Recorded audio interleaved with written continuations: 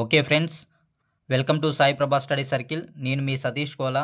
So, ఎవరైతే మన వీడియోని రెగ్యులర్‌గా చూస్తున్నారో వాళ్ళు లైక్ చేయండి, సబ్స్క్రైబ్ చేయండి ఫ్రెండ్స్. సబ్స్క్రైబ్ చేసుకొని మీకు తెలిసినటువంటి మిత్రులు ఎవరైతే ఉన్నారో, ఎవరైతే కాంపిటీటివ్ సంబంధించి ప్రిపేర్ అవుతున్నారో వాళ్ళకి షేర్ చేయండి ఫ్రెండ్స్.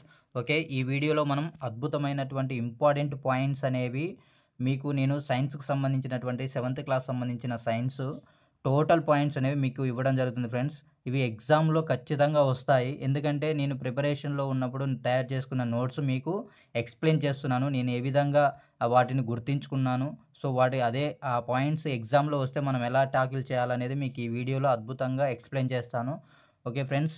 సో, ఎవరైతే మన వీడియోని రెగ్యులర్‌గా ఫాలో అవుతున్నారో లైక్ చేయండి ఫ్రెండ్స్, షేర్ చేయండి, సబ్స్క్రైబ్ చేసుకోండి మొదటగా.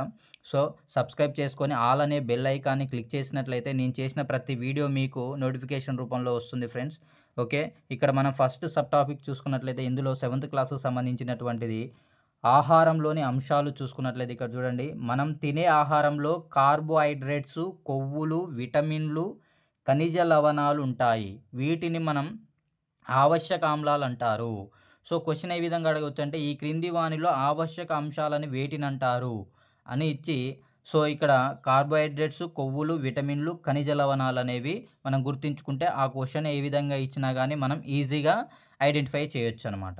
ఓకే. అదే విధంగా నెక్స్ట్ పాయింట్ చూసుకున్నట్లయితే కార్బోహైడ్రేట్స్ పరీక్ష. అంటే పిండి పదార్థాలను ఏ విధంగా గుర్తించాలి అనేటటువంటి ఒక టెస్ట్ ఉంటుంది.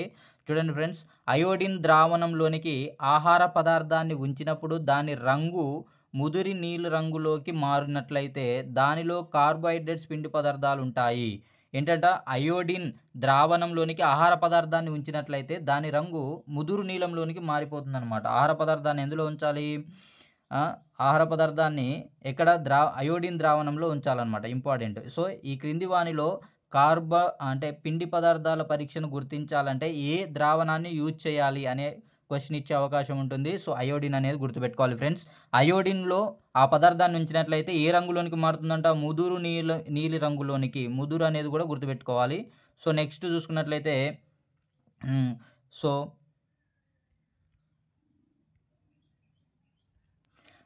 ప్రోటీన్ పరీక్ష. సో, ప్రోటీన్ పరీక్ష చూడండి ఫ్రెండ్స్. ఇక్కడ కార్బోహైడ్రేట్ టెస్ట్ అనేది గుర్తించడం జరిగింది. నెక్స్ట్ ఇప్పుడు ప్రోటీన్ మాంసకృతులకు సంబంధించి ఎలా గుర్తుపట్టాలంటే 10% కాపర్ సల్ఫైట్, 10% సోడియం హైడ్రాక్సైడ్ ద్రావణంలోనికి పదార్థాన్ని మెత్తని ముద్దలాగా చేసి ఆ ద్రావణంలో ఉంచితే ఆ పదార్థం ఎలా అంట నీలి రంగు నుంచి వంకాయ రంగు అంటే ముదురు నీలంలోనికి మారినట్లయితే అది ప్రోటీన్‌లు ఉన్నట్లు తెలుసుకోవచ్చనమాట. అంటే ఏందంటే ఒక పదార్థం ఏం చేయాలి మనం first copper sulphite, sodium hydroxide 10% తీసుకొని అంటే పదార్థాన్ని మెత్తని ముద్దగా చేసి ఆ ద్రావణంలో ఉంచాలనమాట. ఉంచినట్లయితే అప్పుడు ఆ కలర్ అనేది ఏమైతుందంటే నీలి రంగు నుంచి వంకాయ రంగు అంటే ముదురు నీలంలోనికి మారినట్లయితే అది ప్రోటీన్స్ ఉన్నట్టు గుర్తించొచ్చనమాట.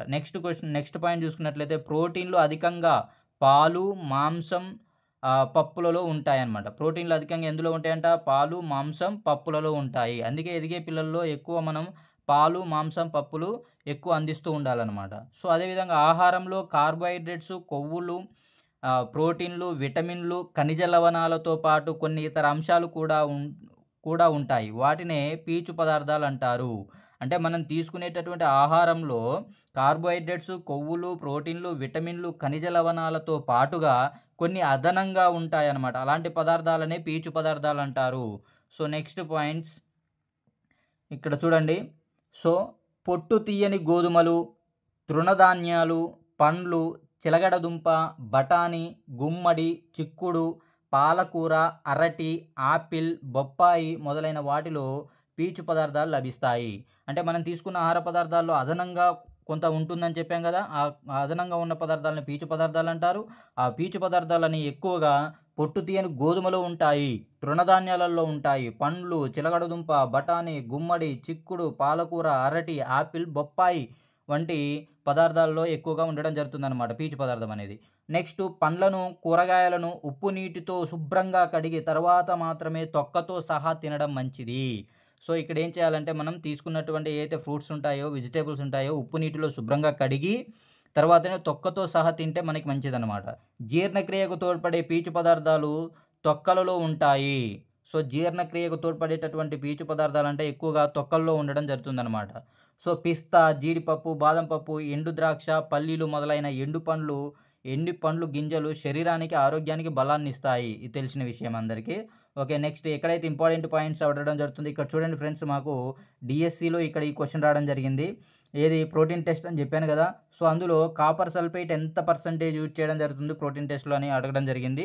సో ఇలాంటివి మనం ఎక్కడ మూలనున్న పాయింట్ కూడా నేను కవర్ చేయడం జరిగింది. సో మీకు చాలా అద్భుతంగా యూజ్ అవుతుంది. ఈ పీడిఎఫ్ని నేను ఈ కింద డిస్క్రిప్షన్లో ఇవ్వడం జరుగుతుంది ఫ్రెండ్స్, డౌన్లోడ్ చేసుకోవచ్చు. సో ఈ వీడియోని టోటల్గా స్కిప్ చేయకోకుండా పూర్తిగా చూడండి. మీకు సైన్స్కి సంబంధించినటువంటి 7th క్లాస్కి పూర్తిగా కవర్ అవుతుంది మీకు. నెక్స్ట్ పాయింట్ చూడండి. ఇక్కడ ఒక ప్రాంత ప్రజలు ఆహారపు అలవాట్లు ఆ ప్రాంత వాతావరణ పరిస్థితులపైన, సంస్కృతి, ఆచారాలపైన ఆధారపడి ఉంటుంది. అంటే ఆ ప్రాంతంలో ఉన్నటువంటి ప్రజల ఆహార అలవాట్లు అనేవి అంటే ఆ ప్రాంత వాతావరణ పరిస్థితులపైన, సంస్కృతులపైన, ఆచారాలపైన ఆధారపడి ఉంటుందన్నమాట. ఉత్తర భారతదేశంలో గోధుమ ఎక్కువగా పండించడం వల్ల చపాతీలు ఎక్కువగా తింటారు. నార్త్ ఇండియన్స్ ఎక్కువ ఏం తింటారంట, ఇక్కడ చపాతీలు తినడం జరుగుతుందన్నమాట. సో అధిక పోషణ వైజ్ఞానిక శాస్త్రవేత్త ఆధునిక పోషణ వైజ్ఞానిక శాస్త్రవేత్త ఫ్రెంచ్ దేశస్థుడైన లెవోయిజర్ 1743 to 1793 చేసిన పరిశోధనలు పోషణలో ఆధునిక ఆలోచనలకు దారితీశాయి. అంటే పోషణలో ఆధునిక ఆలోచనలకు దారి తీయడానికి గల కారణమైన వ్యక్తి ఎవరంటే లెవోయిజర్. ఈయన ఆధునిక పోషణ వైజ్ఞానిక శాస్త్రవేత్త అన్నమాట. ఈయన ఏ దేశానికి చెందినవాడంటే ఫ్రెంచ్ దేశస్థుడు. సో ఇక్కడ మనం ఒకేసారి 1, 2, ఇక్కడ 3, సో ఇక్కడ 4 బిట్లు కవర్ చేయడం జరిగిందనమాట ఈ పాయింట్లో. సో నెక్స్ట్ అదేవిధంగా చూసుకున్నట్లయితే ఇంకా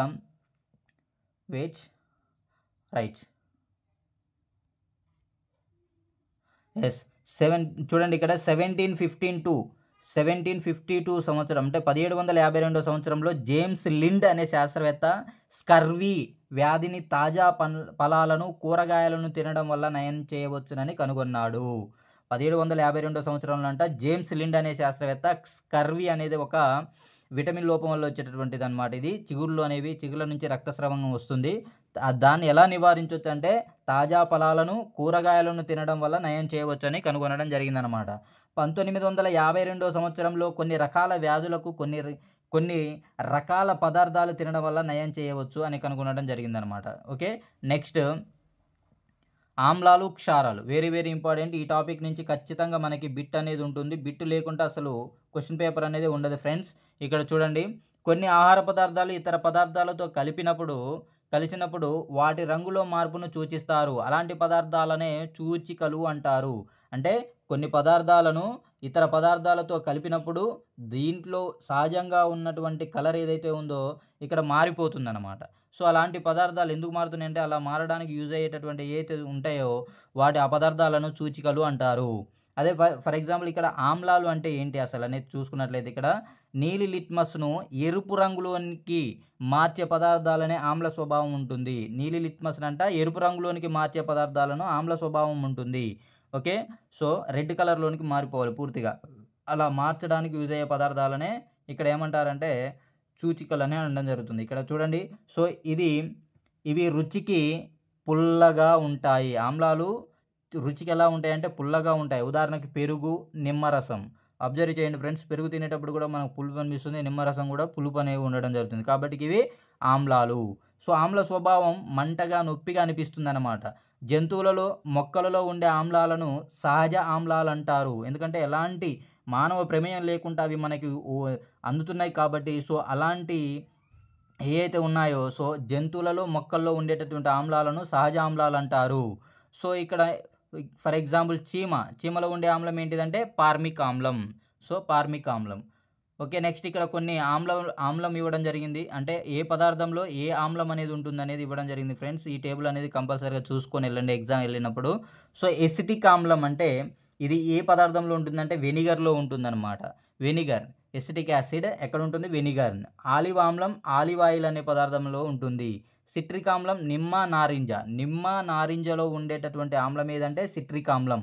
స్టీరిక్ ఆమ్లం అంటే కొవ్వు అన్నమాట. కొవ్వులో ఉండేటటువంటి ఆమ్లం ఏంటి? స్టీరిక్ ఆమ్లం. వెన్నెలో ఉండే ఆమ్లం ఏంటంటే బ్యూటెరిక్ ఆమ్లం. వెన్నె రాసుకుంటే బ్యూటీగా అవుతారు అని గుర్తుపెట్టుకోవచ్చు ఈజీగా. వెన్న రాసుకోవడం వల్ల బ్యూటగా ఉంటారు కాబట్టి అందులో ఏం ఆమ్లం ఉంటుందంటే బ్యూటరిక్ ఆమ్లం అనేది ఉంటుంది. అదే ద్రాక్ష, చింతపండు. సో, ద్రాక్ష, చింతపండులో ఉండేటటువంటి ఆమ్లం టార్టారిక్ ఆమ్లం.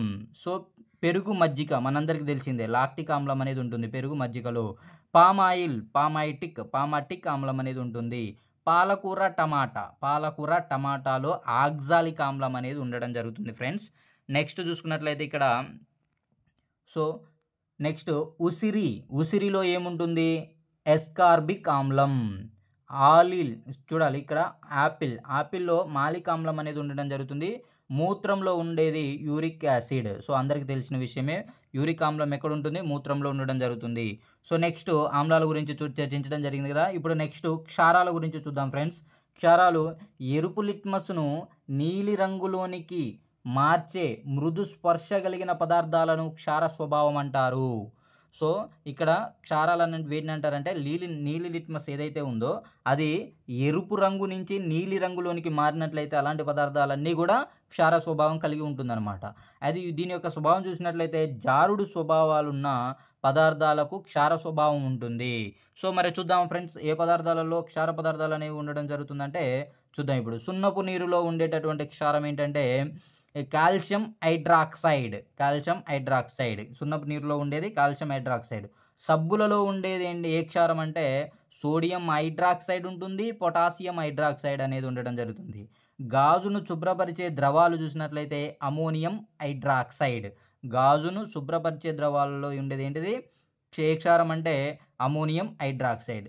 Milk of magnesium hydroxide. ఆ పేరులోనే ఉంది మిల్క్ ఆఫ్ మెగ్నీషియంలో అనేది ఏంటి? Magnesium hydroxide. నెక్స్ట్ రసాయన సూచికలు అంటే ఏంటంటే ఇక్కడ మిథైల్ ఆరెంజ్, ఫినాప్థలిన్ ద్రవాలను ఆమ్లాలు, క్షారాలను పరీక్షించడానికి సూచీలుగా ఉపయోగిస్తారు. ఏమేంటి అంటే రసాయన సూచికలకు ఎగ్జాంపుల్ ఇక్కడ methyl orange and naphthalene. So, ఇక్కడ మిథైల్ ఆరెంజ్ లేదా మందార పువ్వును పూసిన కత్తితో నిమ్మకాయను కోస్తారు. అంటే కోసినప్పుడు ఏమైతుందంటే మిథైల్ ఆరెంజ్ లేదా మందార పువ్వును పూసినటువంటి అంటే ఆ రసాన్ని కత్తికి పూసిన నిమ్మకాయ కోసినట్లయితే మందార పువ్వు లేదా మిథైల్ ఆరెంజ్‌లో నిమ్మరసం కలవడం వల్ల ఎర్రగా మారుతుందనమాట. ఆ రసం అంతా నిమ్మకాయ కోసినప్పుడు ఏమైతుందంటే బ్లడ్ వచ్చినట్టు వస్తుందనమాట. సో, అది దానికి ఎగ్జాంపుల్. ఇక్కడ మిథైల్ ఆరెంజ్ వల్ల ఆమ్లాలు ఎరుపు రంగులోనికి, క్షారాలు పసుపు రంగులోనికి మారతాయి. వెరీ వెరీ ఇంపార్టెంట్ పాయింట్స్ చూడాలి ఫ్రెండ్స్. ఇక్కడ మిథైల్ ఆరెంజ్ వల్ల అంటే ఏందంట యాసిడ్స్ ఎలా మారతాయి? ఎరుపు రంగులోనికి మారతాయి అన్నమాట. యాసిడ్స్ ఏమో రెడ్ కలర్‌లోనికి మారతాయి. క్షారాలు బేసెస్ చూసినట్లయితే ఏ రంగులోనికి? యెల్లో కలర్, పసుపు రంగులోనికి మారుతుంది. మిథైల్ ఆరెంజ్ సూచి వల్ల ఆమ్లాలు ఎరుపు రంగులోనికి, క్షారాలు పసుపు రంగులోనికి మారడం జరుగుతుంది. సో, నెక్స్ట్ చూసినట్లయితే ఇక్కడ ఫినాప్థలిన్ ఆమ్లాలతో రంగు లేకుండా క్షారాలతో ఊదా రంగులోనికి మారుతుంది. సో, ఇక్కడ చూడాలి ఫినాప్థలిన్ అనేది ఒక రసాయనిక సూచి అని మనం గుర్తించడం జరిగింది కదా! తెలుసుకున్నాం కదా! ఆమ్లాలతో చర్య జరిపినప్పుడు రంగు అనేది ఉండదు. యాసిడ్‌లో ఫినాప్థలిన్ కలిపితే రంగు అనేది ఎలాంటి రంగు మారడం జరగదు. క్షారాలతో అయితే ఊదా రంగులోనికి మారుతుందన్నమాట. అదే రాగి పాత్రలో ఎక్కువ కాలం ఆహార పదార్థాలను నిల్వ ఉంచితే ఆ పాత్రలోని నీలి ఆకుపచ్చ రంగు పొరలు ఏర్పడతాయి. ఈ ఆహారాన్ని తినడం వల్ల ఆరోగ్యానికి హానికరం కాబట్టి ఈ రంగు పొరలను తొలగించడానికి రాగి పాత్ర లోపల తగరం పూత పూస్తారు. సో, ఎందుకు అలా అవుతుందంటే తగరం పూత అనేది పూయడం వల్ల ఆ రాగి పాత్రలు సో, నీట్‌గా ఉండడం జరుగుతుంది. Okay right friends. నెక్స్ట్ ఇక్కడ పరిశ్రమలలో నుండి వెలువడే వ్యర్థ పదార్థాలలో గల carbon dioxide, sulphur dioxide, nitrogen oxide వాతావరణంలోని తేమతో రసాయన చర్య జరిపి సల్ఫ్యూరిక్ ఆమ్లం, సో ఇక్కడ అమోనియా, సో HNO3, కార్బోనిక్ ఆమ్లం రూపొందుతాయి. ఇవి వర్షం నీటిలో కరిగి ఆమ్ల వర్షాలుగా మారుతాయి. సో, నత్రిక్ ఆమ్లం అనమాట. HNO3 అంటే నత్రిక్ ఆమ్లం.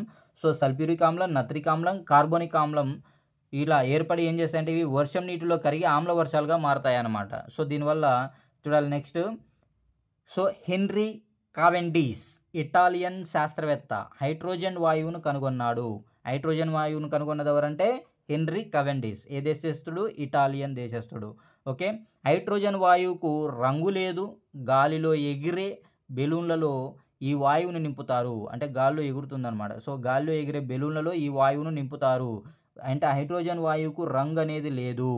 సో గాలిలో ఎగిరేటటువంటి బెలూన్లలో ఈ వాయువుని నింపుతారు. వీటిని అలంకరణ కోసం కూడా ఉపయోగిస్తారు.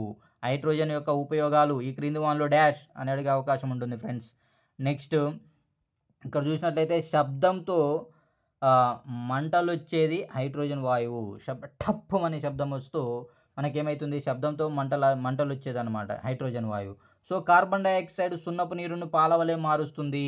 ఈ క్రింది వానిలో సున్నపు నీరును పాలవలగా మార్చేటటువంటి వాయువు ఏదనంటే కార్బన్ డయాక్సైడ్. ఆమ్లం క్షారం నిర్దిష్ట నిష్పత్తిలో కలిపినప్పుడు ఆ రెండు స్వభావాలు లేని కొత్త ద్రావణం ఏర్పడుతుంది. దీన్నే తటస్థీకరణం అంటారు. అంటే ఏంటంటే ఆమ్లము క్షారము నిర్దిష్ట నిష్పత్తిలో సేమ్ కలిపినప్పుడు ఆ రెండు స్వభావాలు లేని కొత్త ద్రావణం ఏర్పడుతుంది. దీన్నే తటస్థీకరణం అంటారు. సో ఓకే, ఆమ్లాలు క్షారాలు కలిపినప్పుడు రసాయనిక చర్యలు జరిగి లవణాలను ఏర్పరుస్తాయి. ఏమి ఏర్పరుస్తాయి అంటే లవణాలను ఏర్పరుస్తాయి అనమాట. అంటే ఆమ్లాలు క్షారాలు కలిసినప్పుడు రసాయనిక చర్య జరిపి లవణాలను ఏర్పరుస్తాయి. తగిన నిష్పత్తిలో కలిసినట్లయితే తటస్థీకరణం ఏర్పడుతుంది. ఆమ్లాలు క్షారాలను కలిపినప్పుడు రసాయన చర్య జరిగి లవణాలు అనేవి ఏర్పడడం జరుగుతుంది అనమాట. కొన్ని లవణాలు అనేవి ఇక్కడ ఇవ్వడం జరిగింది, చూద్దాం. అన్ని తటస్థ ద్రావణాలు లవణాలు కాదు. అన్ని తటస్థ ద్రవణాలు లవణాలు కాదు. చక్కెర స్టార్చ్లు తటస్థ స్వభావం కలవి, ఇవి లవణాలు కావు. అంటే స్టార్చ్ అంటే చక్కెర, ఈ రెండు కూడా తటస్థ స్వభావం ఉంటుంది కానీ లవణాలు కాదు. అంటే కన్ఫ్యూజ్ చేయడానికి క్వశ్చన్ అడిగే అవకాశం ఉంటుంది. ఈ క్రింది వానిలో లవణం కానిది ఏది, లేదా లవణం అయినవి ఏంటి అని ఈ రెండు ఇచ్చే అవకాశం ఉంటుంది. చూడండి ఫ్రెండ్స్, ఆమ్లాలు ఉపయోగాలు. పచ్చళ్ళ తయారీలో ఏ ఆమ్లం ఉపయోగిస్తారంటే ఎసిటిక్ ఆమ్లం ఉపయోగించడం జరుగుతుంది. సో పచ్చళ్ళు తయారు చేసేటప్పుడు ఎసిటిక్ ఆమ్లం అనేది ఉపయోగించడం జరుగుతుంది. పులిహార తయారీలో సిట్రిక్ ఆమ్లం ఉంటుంది, దాన్ని ఉపయోగించడం అంటే నిమ్మలో ఉండేదన్నమాట. సో శీతల పానీయాల తయారీలలో కార్బనిక్ ఆమ్లం అనేది ఉపయోగించడం జరుగుతుంది. సిరా మరకలను తొలగించడానికి ఆక్సాలిక్ ఆమ్లం ఉపయోగిస్తారు. ఎరువుల తయారీలో బ్యాటరీలలో సల్ఫ్యూరిక్ ఆమ్లం అనేది ఉపయోగించడం జరుగుతుంది. మందులు రంగుల తయారీలో HCl means sulphuric, so hydrochloric ఆమ్లం అనేది ఉపయోగించడం జరుగుతుంది.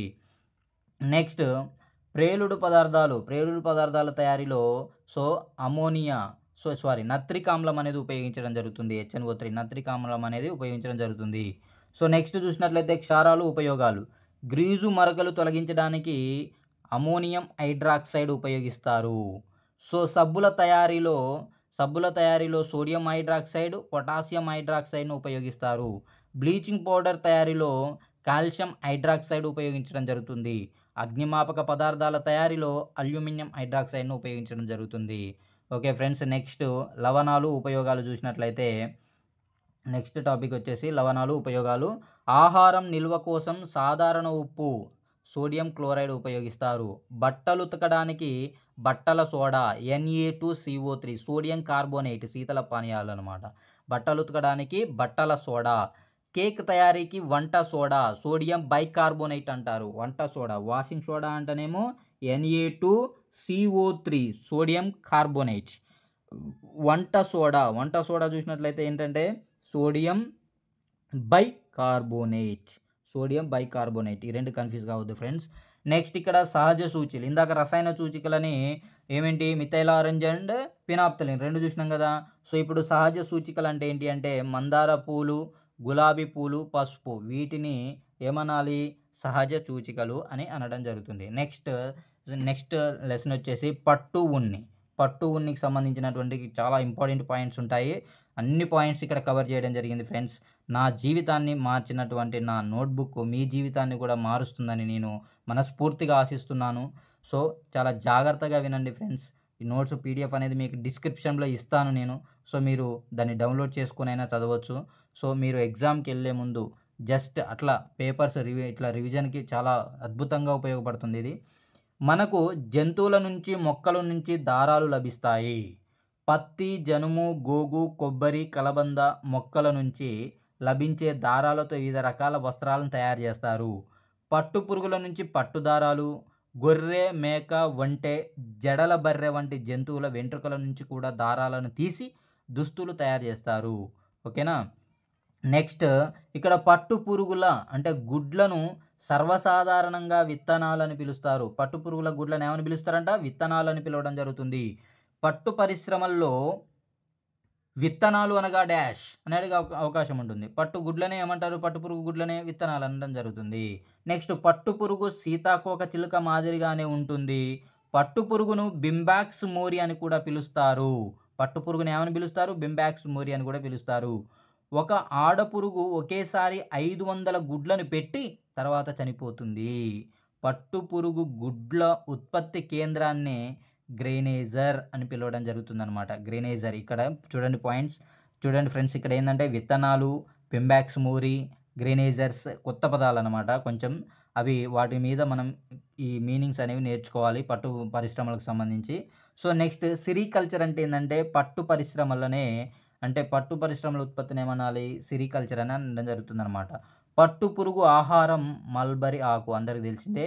వెదురు పల్లాలను చంద్రికలు అంటారు. వెదురు పల్లాలను ఏమంటారు? చంద్రికలు.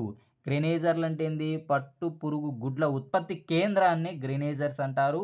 వెదురు పల్లాలనే పట్టు పరిశ్రమలు ఏమని పిలుస్తారంటే చంద్రికలని పిలవడం జరుగుతుంది.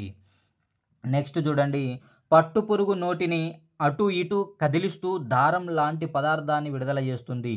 పట్టుకాయను కకూన్ అని పిలవడం జరుగుతుంది. విత్తనాలను ఏమని పిలవడం జరుగుతుందంటే, విత్తనాలంటే ఏంటి? పట్టుపురుగు గుడ్లను విత్తనాలు అంటారు. పట్టు కాయలను ఏమనాలి? కకూన్ అని అనాలన్నమాట. 2-3 వారాల తర్వాత పట్టు పురుగులు కకూన్ నుంచి బయటకి వచ్చి ఎగిరిపోతాయి. ఎన్ని వారాల తర్వాత? 2-3 వారాల తర్వాత కకూన్ నుంచి బయటకు వచ్చి ఎగిరిపోవడం జరుగుతుందన్నమాట. సో డింబకాలను చంపడాన్ని స్టిప్పింగ్ అంటారు. డింబకాలను 10-15 నిమిషాల పాటు వేడి నీటిలో ఉడికించి చంపుతారు. మల్బరీతో పాటు టస్సార్ పట్టును కూడా మన రాష్ట్రంలో ఉత్పత్తి చేస్తారు. సో ఏ పట్టు? మల్బరీతో పాటు టస్సారి పట్టును కూడా మన రాష్ట్రంలో ఉత్పత్తి చేయడం జరుగుతుందన్నమాట. సో నెక్స్ట్ చూడండి ఫ్రెండ్స్, ఇక్కడ కొన్ని రకాల పట్టు పురుగులు టెర్మినేలియా ఓక్స్ చెట్లపైన పెరుగుతాయి. ఏ చెట్లపైన అంట? ఓక్ చెట్లపైన, టెర్మేనియా చెట్లపైన పెరుగుతాయి అన్నమాట. సో వాటి గుడ్ల నుంచి టస్సారి పట్టు ఉత్పత్తి చేస్తారు. టస్సారి పట్టు ఎక్కడి నుంచి వస్తుంది? కొన్ని రకాలైన పట్టు పురుగులు టెర్మేనియా అనేటటువంటి ఓక్ చెట్ల పైన ఉంటాయి కదా, వాటి నుంచి వచ్చేటటువంటి పట్టునే టస్సారి పట్టు ఉత్పత్తి చేస్తారనమాట. ఇటువంటి పట్టు మొక్కలను కరీంనగర్, ఆదిలాబాద్, వరంగల్, ఖమ్మం, తూర్పుగోదావరి, విశాఖపట్నం కోస్తా తీర ప్రాంతాలలో పెంచుతారు. కకూన్ దారాలలో 2 రకాల ప్రోటీన్లు ఉంటాయి. అవేంటి అంటే సిరిసిన్, ఫైబ్రోయిన్. సో ఎన్ని రకాల ప్రోటీన్స్ ఉండడం జరుగుతుందంటే 2 రకాలు. ఒకటి వచ్చేసి సిరిసిన్, ఏంటది? సిరిసిన్. ఇంకోటి ఫైబ్రోయిన్ అన్నమాట. ఫైబ్రోయిన్. సో ఈ 2 రకాల ప్రోటీన్స్ ఎందులో ఉండడం జరుగుతుందంటే కకూన్ దారాల్లో ఉండడం జరుగుతుంది. సో నెక్స్ట్ చూడండి ఫ్రెండ్స్, ఇక్కడ పట్టుకాయల నుంచి దారాలను తీయడాన్ని రీలింగ్ అంటారు.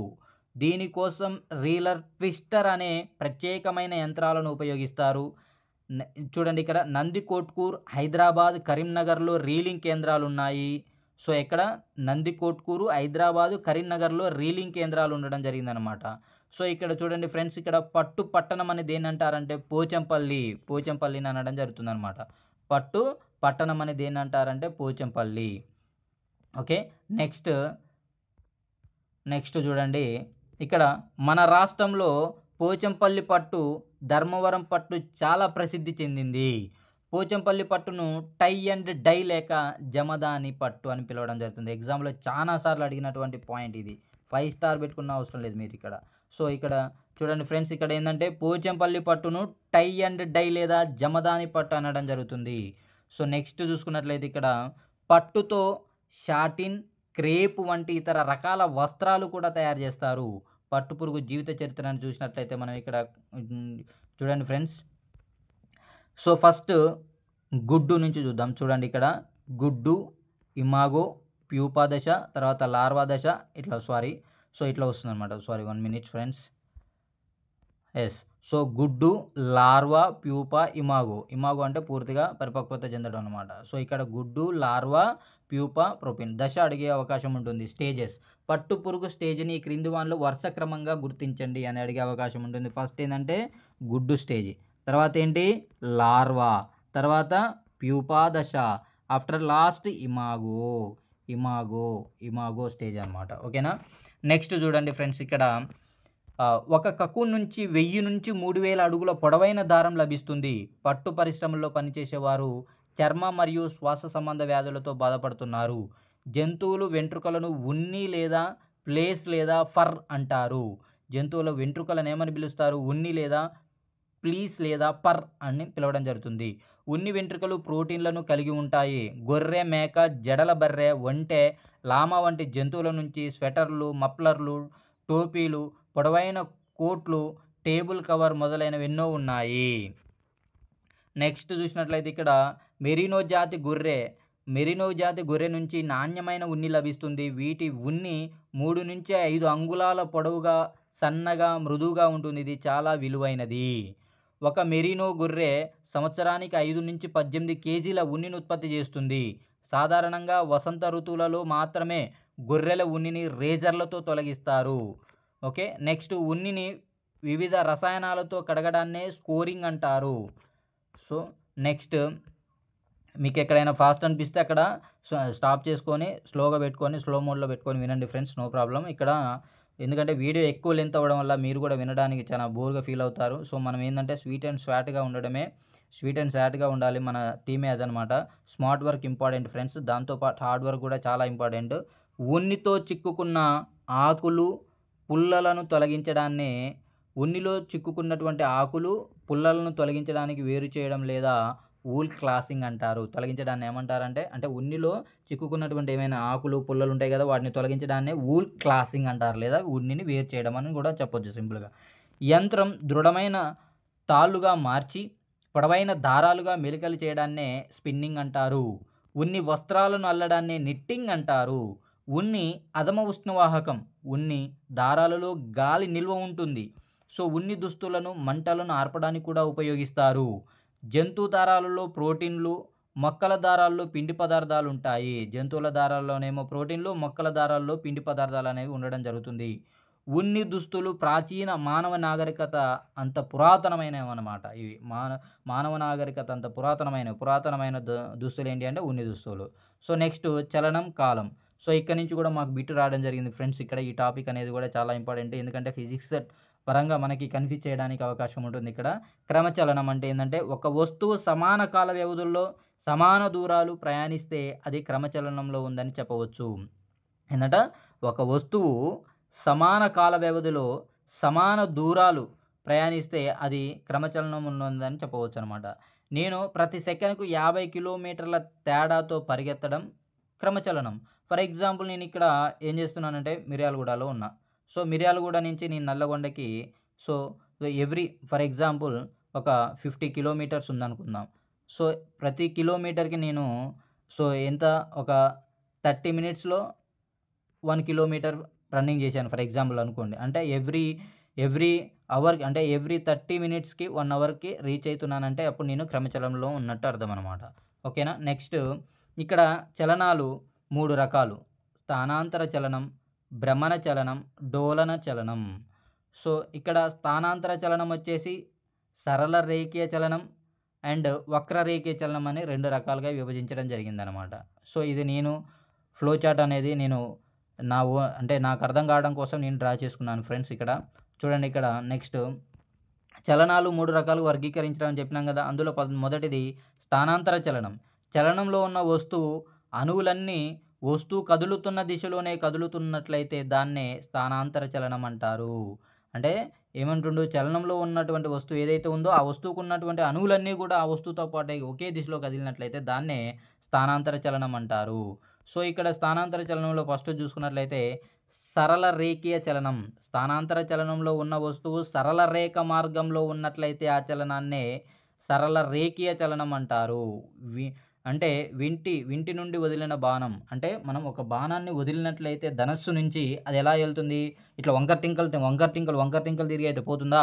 పోదు. సో ఇక్కడ నుంచి వేసినటువంటి బాణం స్ట్రైట్గా ఇదే వేలో వెళ్ళడం జరుగుతుందన్నమాట. సో దీన్నే ఏమంటారంటే సరళ రేఖీయ చలనం అనడం జరుగుతుంది. నెక్స్ట్ ఇంకోటి సెకండ్, అంటే స్థానాంతర చలనంలో సెకండ్ చూసినట్లయితే ఇక్కడ ఫ్రెండ్స్ చూడండి, వక్రరేఖీయ చలనం. స్థానాంతర చలనంలో ఉన్న వస్తువు వక్రరేఖ మార్గంలో ఉన్నట్లయితే ఆ చలనాన్ని వక్రరేఖీయ చలనం అంటారు. ఉదాహరణకు మలుపు తిరుగుతున్నటువంటి వాహనం. సో ఏదైతే మన వాహనం ఉందో అది ఇట్లా టర్నింగ్ తిరుగుతున్నట్లయితే దాన్ని ఏమనాలి, వక్రరేఖీయ చలనం అనాలి. సో స్ట్రైట్కి వెళ్తే దాన్నే సరళ రేఖీయ చలనం అనడం జరుగుతుంది. నెక్స్ట్ ఇందులో చూసుకున్నట్లయితే చలనాలలో సెకండ్ వన్ భ్రమణ చలనం. చలిస్తున్న ఒక వస్తువు తాలూకు అన్ని బిందువులు ఒక స్థిరమైన బిందువు లేదా అక్షం చుట్టూ కదులుతుంటే ఆ చలనాన్నే భ్రమణ చలనం అంటారు. అంటే భ్రమణంలో ఉన్న బొంగరం, ఫ్యాన్ ఇవన్నీ కూడా ఏమి ఎగ్జాంపుల్ దేనికంటే భ్రమణ చలనానికి ఎగ్జాంపుల్. నెక్స్ట్ ఒక టెన్నిస్ బంతిని బల్ల మీద ఒక స్థానం నుంచి నెట్టినప్పుడు అది స్థానాంతర చలనం, భ్రమణ చలనం పొందుతుంది. అవును కదా? నిజం. ఎస్. నెక్స్ట్ డోలన చలనం. ఒక స్థిర బిందువు ఆధారంగా నిర్దిష్ట మార్గంలో ముందుకు, వెనుకకు లేదా పైకి, కిందికి జరిగే చలనాన్నే డోలన చలనం అంటారు. చూడండి ఇక్కడ మీటిన వీణ తీగ పైకి కిందికి అంటుంది. పడిలేస్తున్న బంతి కూడా అంతే కదా. So right. నెక్స్ట్ ఇక్కడ చూడండి ఫ్రెండ్స్, ఇసుక గడియారం, నీటి గడియారం, సన్ డయల్ మొదలైనవి కాలాన్ని కొలవడానికి ఉపయోగించేటటువంటి తొలి పరికరాలు. ఇవేంటి అంటే ఇసుక గడియారం, నీటి గడియారం, సన్ డయల్ మొదలైనవి తొలి పరికరాలు కాలాన్ని కొలవడానికి. సో నెక్స్ట్ ఇక్కడ కాలానికి మూల ప్రమాణం 1 సెకండ్, పెద్ద ప్రమాణాలు నిమిషాలు, గంటలు. వాహనాల వేగాన్ని తెలియజేయడానికి స్పీడోమీటర్ ఉంటుంది. ఎస్ఐ పద్ధతిలో వేగానికి ప్రమాణం metre per second. Kilometre per అవర్ని మీటర్ ఫర్ సెకండ్లోకి అంటే మీటర్లు అంటే చిన్న ప్రమాణంలోకి మార్చాలంటే 5/18 మీటర్ ఫర్ సెకండ్ అవుతుంది. ఇది ఎలా గుర్తుపట్టాలంటే ఫ్రెండ్స్, గంటలను చూడాలి. ఇక్కడ కిలోమీటర్ను మీటర్లోకి మార్చేటప్పుడు అంటే కిలోమీటర్ ఫర్ అవర్ని మీటర్ ఫర్ సెకండ్లోకి మార్చేటప్పుడు ఇక్కడ ఏమవుతుంది, పెద్ద నెంబర్ అంటే కిలోమీటర్ నుంచి మీటర్లోకి వస్తుంది. అవునా? మీటర్లోకి వస్తున్నప్పుడు స్మాల్ నెంబర్ పైన ఉంటుంది, బిగ్ నెంబర్ కింద ఉంటుంది. 5/18. మరి మీటర్ ఫర్ సెకండ్ నుంచి కిలోమీటర్ ఫర్ అవర్లోనికి మారేటప్పుడు ఏమవుతుందంటే కిలోమీటర్లోకి మారుతుంది కాబట్టి పెద్ద నెంబర్ పైన ఉండాలి. అంటే 18/5 అనేది ఉండడం జరుగుతుంది. సో ఇది ఫ్రెండ్స్. నెక్స్ట్ చూడండి. సో ఇక్కడ చూసుకున్నట్లయితే ఉష్ణానికి సంబంధించినటువంటి ఇంపార్టెంట్ పాయింట్స్ అనేవి ఇక్కడ నేను ఇవ్వడం జరిగింది. చూడండి ఫ్రెండ్స్, ఒక వస్తువు వెచ్చదనాన్ని మరొక వస్తువుతో పోల్చుకోవడానికి ఉష్ణోగ్రత అంటారు. పోల్చడాన్ని ఏమంటారంటే ఒక వస్తువు వెచ్చదనాన్ని మరొక వస్తువుతో పోల్చుకోవడాన్ని ఉష్ణోగ్రత అనడం జరుగుతుంది. ఉష్ణోగ్రత ఒక వస్తువు వెచ్చదనం, చల్లదనం స్థాయిని తెలుపుతుంది. సో ఇక్కడ ఉష్ణోగ్రత అనేది ఏమవుతుందంటే ఒక వస్తువు వెచ్చదనం అంటే చల్లగా ఉందా, వేడిగా ఉందా అని తెలుసుకోవడానికి మనకి ఉష్ణోగ్రత అనేది ఉపయోగపడుతుంది అనమాట. ఉష్ణం ఒక రకమైన శక్తి. ఇది ఎక్కువ ఉష్ణోగ్రత గల వస్తువు నుంచి తక్కువ ఉష్ణోగ్రత గల వస్తువుకు ప్రసారం జరుగుతుంది. ఉష్ణం అనేది ఒక రకమైనటువంటి శక్తి. ఏమవుతుందంటే ఉష్ణోగ్రత ఎట్లా ఉంటుందంటే ఈ ఉష్ణం అనేది ఎక్కువ ఉష్ణోగ్రత గల ఉన్నటువంటి పదార్థం నుంచి తక్కువ ఉష్ణోగ్రత గల పదార్థం వరకు ఇది ప్రయాణం చేయడం జరుగుతుందన్నమాట. సో నెక్స్ట్ చూసుకున్నట్లయితే ఇక్కడ నెక్స్ట్ ఉష్ణం. Okay right. ఇక్కడ చూడండి, ఎలక్ట్రిక్ హీటర్ జరిగేటటువంటి విద్యుత్ శక్తి ఉష్ణశక్తిగా మారుతుంది. ఎలక్ట్రిక్ హీటర్లో విద్యుత్ శక్తి ఉష్ణశక్తిగా మారుతుంది. ఇక్కడ నుంచి టెట్లో బిట్టు లేకుండా అసలు ఎగ్జామ్ పేపరే ఉండదండి. సో ఖచ్చితంగా నేను ఎందుకు చెప్తున్నానంటే చూడండి, ఎందుకంటే నేను మ్యాక్సిమం ఒక 3-4 టెట్లు రాసి ఉంటాను. సో నాకు ఆ టెట్లో సంబంధించి 123 మార్క్స్ అనేవి నేను గెటింగ్ చేయడం జరిగింది. సో అదేవిధంగా నేను డిఎస్సిలో కూడా నాకు కొద్దిగా గొప్ప అనుభవం ఉంది కాబట్టి నేను చెప్పడం జరుగుతుంది ఫ్రెండ్స్. ఖచ్చితంగా నేను ఎక్కడైతే నొక్కి ఒక్క నుంచి చెప్పడం జరుగుతుందో అక్కడ ఖచ్చితంగా మీరు నేర్చుకోవడానికి ప్రయత్నం చేయండి ఫ్రెండ్స్. ఇక్కడ ఎలక్ట్రిక్ హీటర్ అనేది ఏం చేస్తుందంట, విద్యుత్ శక్తిని ఉష్ణశక్తిగా మార్చడం జరుగుతుంది. గ్యాస్ స్టవ్ రసాయన శక్తి ఉష్ణశక్తిగా మారుతుంది. సోలార్ హీటర్ సౌరశక్తి ఉష్ణశక్తిగా మారుతుంది. థర్మల్ పవర్ స్టేషన్ ఏం చేస్తుందంటే ఉష్ణశక్తిని విద్యుత్ శక్తిగా మారుస్తుంది. స్టీమ్ ఇంజన్ ఉష్ణశక్తిని యాంత్రిక శక్తిగా మార్చడం జరుగుతుంది. సో నెక్స్ట్ చూసుకున్నట్లయితే ఉష్ణోగ్రతను కొలవడానికి మనం థర్మామీటర్ను యూజ్ చేస్తాం. ఉష్ణోగ్రతను డిగ్రీలలో కొలుస్తారు. ఇంపార్టెంట్ పాయింట్ ఇక్కడ చెప్పడం జరుగుతుంది ఫ్రెండ్స్. వేడి చేస్తే పదార్థాలు వ్యాకోచిస్తాయి అనే ధర్మం మీద ఆధారపడి థర్మామీటర్లు పనిచేస్తాయి. సో ఏ సూత్రం పైన థర్మామీటర్ పనిచేయడం జరుగుతుందంటే వేడి చేస్తే పదార్థాలు ఏమైతాయంట, వ్యాకోచిస్తాయి. లోహం ఇక్కడ చూడండి ఫ్రెండ్స్, లోహాలలో పాదరసం మాత్రమే గది ఉష్ణోగ్రత వద్ద ద్రవ రూపంలో ఉంటుంది. ఈ క్రింది వానిలో ఏ లోహం ద్రవ రూపంలో ఉండడం జరుగుతుందని అడిగే అవకాశం ఉంటుంది. పాదరసం ఎగ్జాంపుల్. నెక్స్ట్ థర్మామీటర్లలో సంకోచం వ్యాకోచం జరిగే ద్రవ పదార్థాలుగా పాదరసాన్ని ఆల్కహాల్ను ఉపయోగిస్తారు. థర్మామీటర్లు అంటే ఎందుకు ఎక్కువ పాదరసాన్ని ఆల్కహాల్ను ఉపయోగించడం జరుగుతుందంటే అవి సంకోచం వ్యాకోచం జరుగుతాయి కాబట్టి. సో నెక్స్ట్ పాదరస ధర్మాలు ఏంటి అసలు చూసినట్లయితే ఇది పాదరస ధర్మాలు అనేవి చూద్దాం ఒక్కసారి ఫ్రెండ్స్. Yes, okay. పాదరసంలో వ్యాకోచం సమానంగా ఉంటుంది. అంటే సమాన పరిమాణాలలో ఉష్ణాన్ని అందించినప్పుడు దాని వ్యాకోచంలో కూడా సమానంగా ఉంటుంది. దీనికి మెరిసే స్వభావం ఉంటుంది. ఇది కాంతి నిరోధకంగా కూడా పనిచేస్తుంది. గాజు పాత్రకు అంటుకోదు. మంచి ఉష్ణవాహకం. స్వచ్ఛమైన పాదరసం సులభంగా లభ్యమవుతుంది. స్వచ్ఛమైన పాదరసం అంటే సులభంగా లభ్యమవుతుంది. ఎందుకు సార్ మేము థర్మామీటర్లో పాదరసాన్ని ఉపయోగించాలంటే ఇగో ఈ ధర్మాలు ఉన్నాయి కాబట్టి మనం అంటే థర్మామీటర్లో పాదరసాన్ని అనేది యూజ్ చేయడం జరుగుతుందనమాట. సో ఇందాక నేను చెప్పాను థర్మామీటర్లో పాదరసాలు ఆల్కహాల్ను కూడా ఉపయోగించడం జరుగుతుందని. మరి ఆల్కహాల్ ధర్మాలు కూడా చర్చించడం జరుగుతుంది. చూడండి ఫ్రెండ్స్, ఇక్కడ అతి తక్కువ ఉష్ణోగ్రతను కూడా నమోదు చేయవచ్చు. 1 డిగ్రీ సెల్సియస్ ఉష్ణోగ్రత పెరుగుటకు వ్యాకోచం చాలా ఎక్కువగా ఉంటుంది. దీనికి రంగు వేయవచ్చు, స్పష్టంగా కనిపిస్తుంది. మంచు కరిగేంత వరకు గల స్థిర ఉష్ణోగ్రతను మంచు ద్రవీభవన స్థానం అంటాం. సో ఇక్కడ వరకు మనకు వచ్చేసి దేటికి సంబంధించిందంటే ఆల్కహాల్ ధర్మాలకు సంబంధించింది. మంచు కరిగేంత వరకు గల స్థిర ఉష్ణోగ్రతను మంచు ద్రవీభవన స్థానం అంటాం. దీనిని 0 డిగ్రీస్గా గుర్తించాలి. ద్రవీభవన స్థానం డాష్ 0 డిగ్రీస్. నీరు మరుగునంత వరకు పాదరస స్థానం స్థిరంగా ఉంటుంది. ఓకే. సో నెక్స్ట్ నీరు మరిగే స్థానం అంటే ఇక్కడ ఏంటంటే నీరు మరుగుతున్నంత వరకు పాదరస స్థానం స్థిరంగా ఉంటుంది. ఈ స్థానాన్ని మరిగే స్థానం అంటారు. ఆ బిందువును 100 డిగ్రీలుగా గుర్తించవచ్చు. అంటే మరిగే స్థానం డాష్ ఎక్కడ జరుగుతుందంటే 100 డిగ్రీస్ సెల్సియస్ వద్ద. సో థర్మామీటర్లో మరుగు స్థానం నుంచి ద్రవీభవన స్థానం మధ్య భాగంలో 100 సమాన భాగాలు ఉంటాయి. అంటే ఏంటంటే ఇక్కడ ద్రవీభవన స్థానం నుంచి అంటే మరుగు స్థానం మధ్య ఎన్ని సమాన భాగాలు ఉండడం జరుగుతుందంటే థర్మామీటర్లు అంటే 100 సమాన భాగాలుగా విభజించడం జరుగుతుంది. సో నెక్స్ట్ చూసుకున్నట్లయితే క్రీస్తు శకం 1593లో గెలీలియో మొదటి థర్మామీటర్ను కనుగొన్నాడు. మొదటి థర్మామీటర్ను కనుగొన్నది ఎవరు? గెలీలియో మొదటి థర్మామీటర్ను కనుగొనడం జరిగింది. ఎప్పుడు? 1593లో. 1922 సంవత్సరంలో లిబియాలో అత్యధిక ఉష్ణోగ్రత 52 డిగ్రీ సెల్సియస్గా నమోదైంది. మానవ శరీర ఉష్ణోగ్రత 37 డిగ్రీ సెల్సియస్. ఓకే, అది డిగ్రీ సెల్సియస్లో. ఫారెన్హీట్లో అయితే 98.4 డిగ్రీస్ ఫారెన్హీట్స్. ఓకే, సెల్సియస్ డిగ్రీలలో అయితే ఎంత అంట? 37. ఓకే, ఫారెన్హీట్ డిగ్రీస్లలో అయితే ఎంత? ఫారెన్హీట్లలో అయితే 98.4 98.4. సో గుర్తుపెట్టుకోవాలి ఫ్రెండ్స్. నెక్స్ట్ ఇక్కడ చూడండి ఒక్క నిమిషం. సో రైట్, అంటార్కిటికాలో ప్రపంచంలో అత్యల్ప ఉష్ణోగ్రతలు మైనస్ ఒక్క నిమిషం ఫ్రెండ్స్. ఓకే, -89 డిగ్రీ సెల్సియస్గా నమోదైందన్నమాట. ఒక రోజులోని గరిష్ట కనిష్ట ఉష్ణోగ్రతలను కనుగొనడానికి 6 గరిష్ట కనిష్ట ఉష్ణమాపకాన్ని ఉపయోగిస్తారు. ఇంపార్టెంట్ పాయింట్ అనమాట.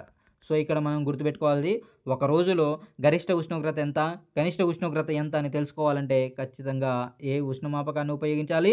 6 గరిష్ట కనిష్ట ఉష్ణమాపకాన్ని ఉపయోగించాలి. శరీర ఉష్ణోగ్రతను తెలుసుకోవడానికి ఉపయోగించే థర్మామీటర్ను జ్వరమాని అంటారు.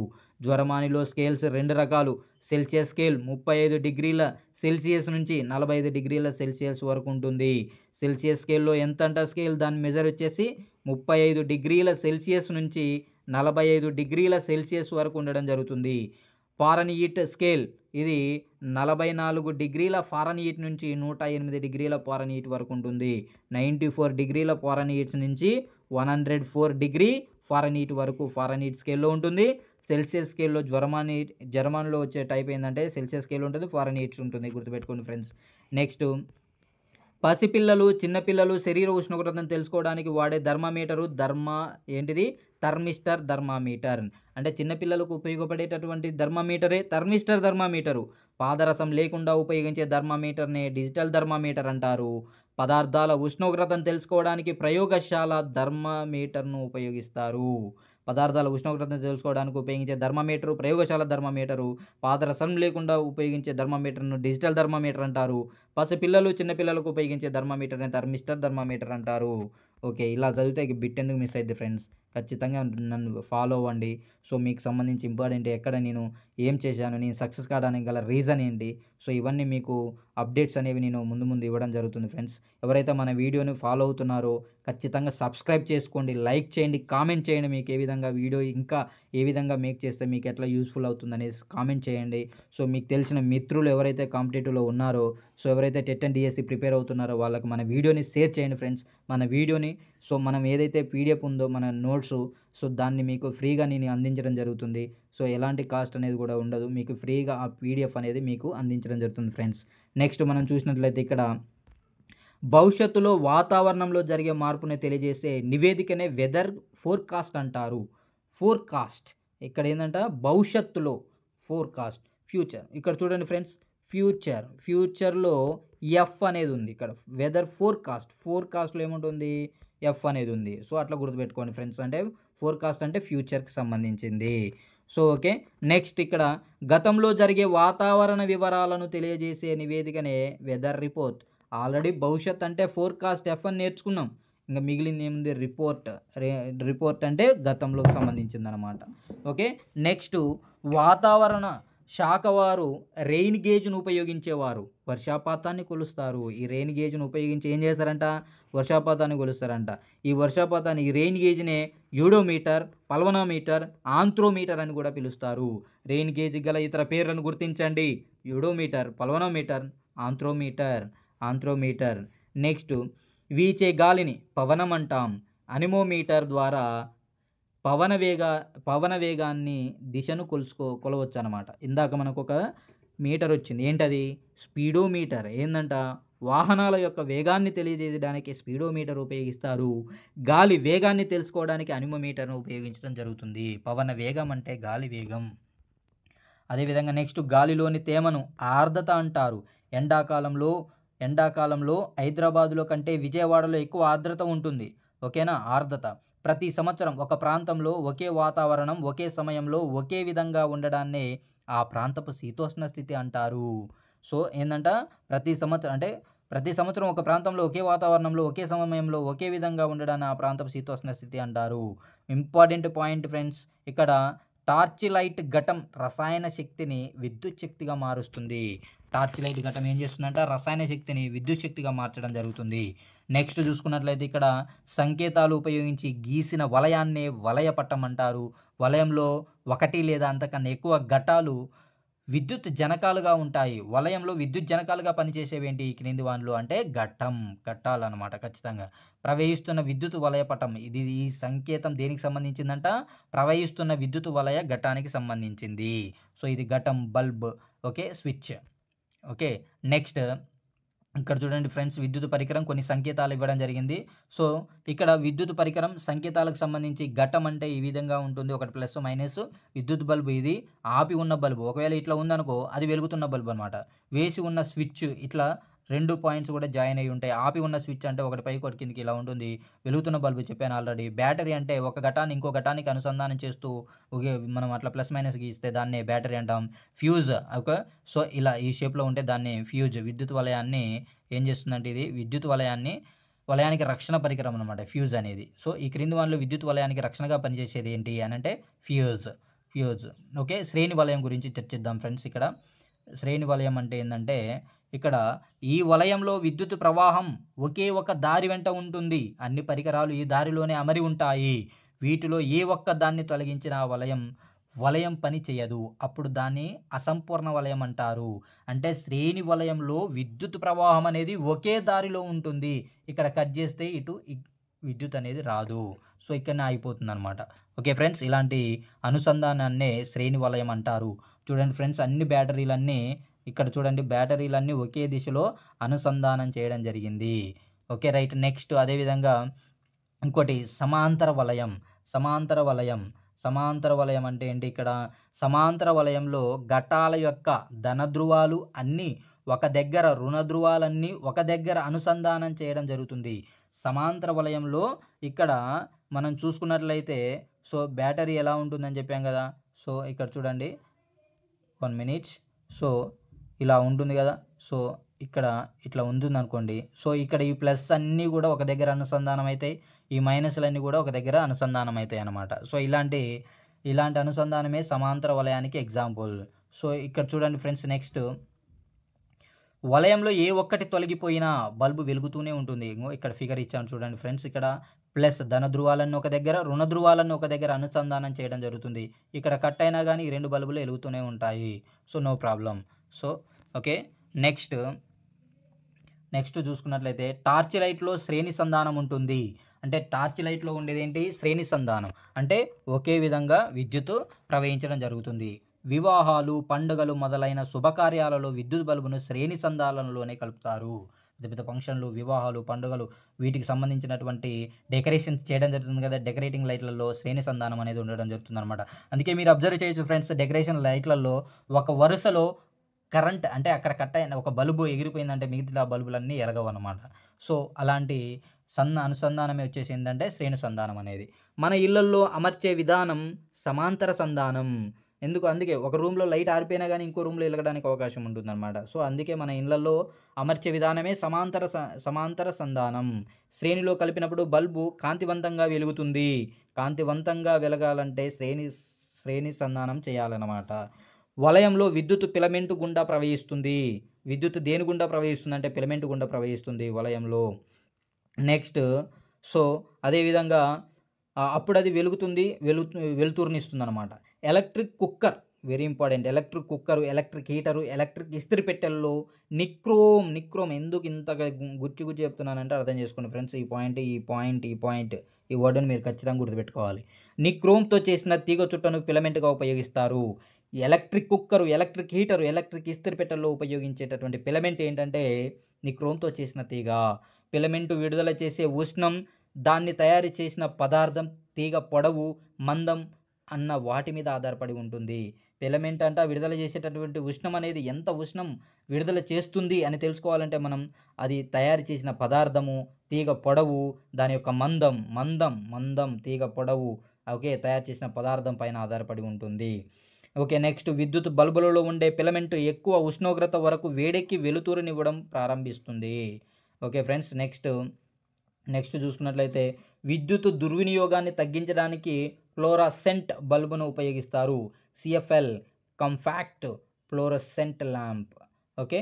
ఫ్యూజ్‌ను శ్రేణి వలయంలో అనుసంధానం చేస్తారు. ఈ మధ్య కాలంలో ఫ్యూజ్‌కు బదులుగా మినియేచర్ సర్క్యూట్ బ్రేకర్ MCB వాడుతున్నారు. మన ఇళ్లల్లో, పాఠశాలల్లో ఏకాంతర విద్యుత్తును ప్రవహిస్తూ ఉంటుంది. AC ఓకేనా. AC కరెంట్ అనేది వస్తుందన్నమాట. ఇక్కడ ఇళ్లల్లో, పాఠశాలలో ఏకాంతర విద్యుత్ అనేది రావడం జరుగుతుంది. అదేవిధంగా విద్యుత్తును యూనిట్లలో లెక్కిస్తారు. వోల్ట్ అంటే విద్యుత్తును యూనిట్లలో లెక్కిస్తారు. ఆ యూనిట్లు ఏంటి అంటే వోల్ట్ అనమాట. దాని సింబల్ వచ్చేసి వోల్ట్ సింబల్ అంటే W. సో, నెక్స్ట్ ఇక్కడ చూడాలి. 1 కిలో వాట్ 1000 వాట్లకు సమానం. 1 కిలో వాట్ 1000 కిలో అంటే ఏంటి 1000.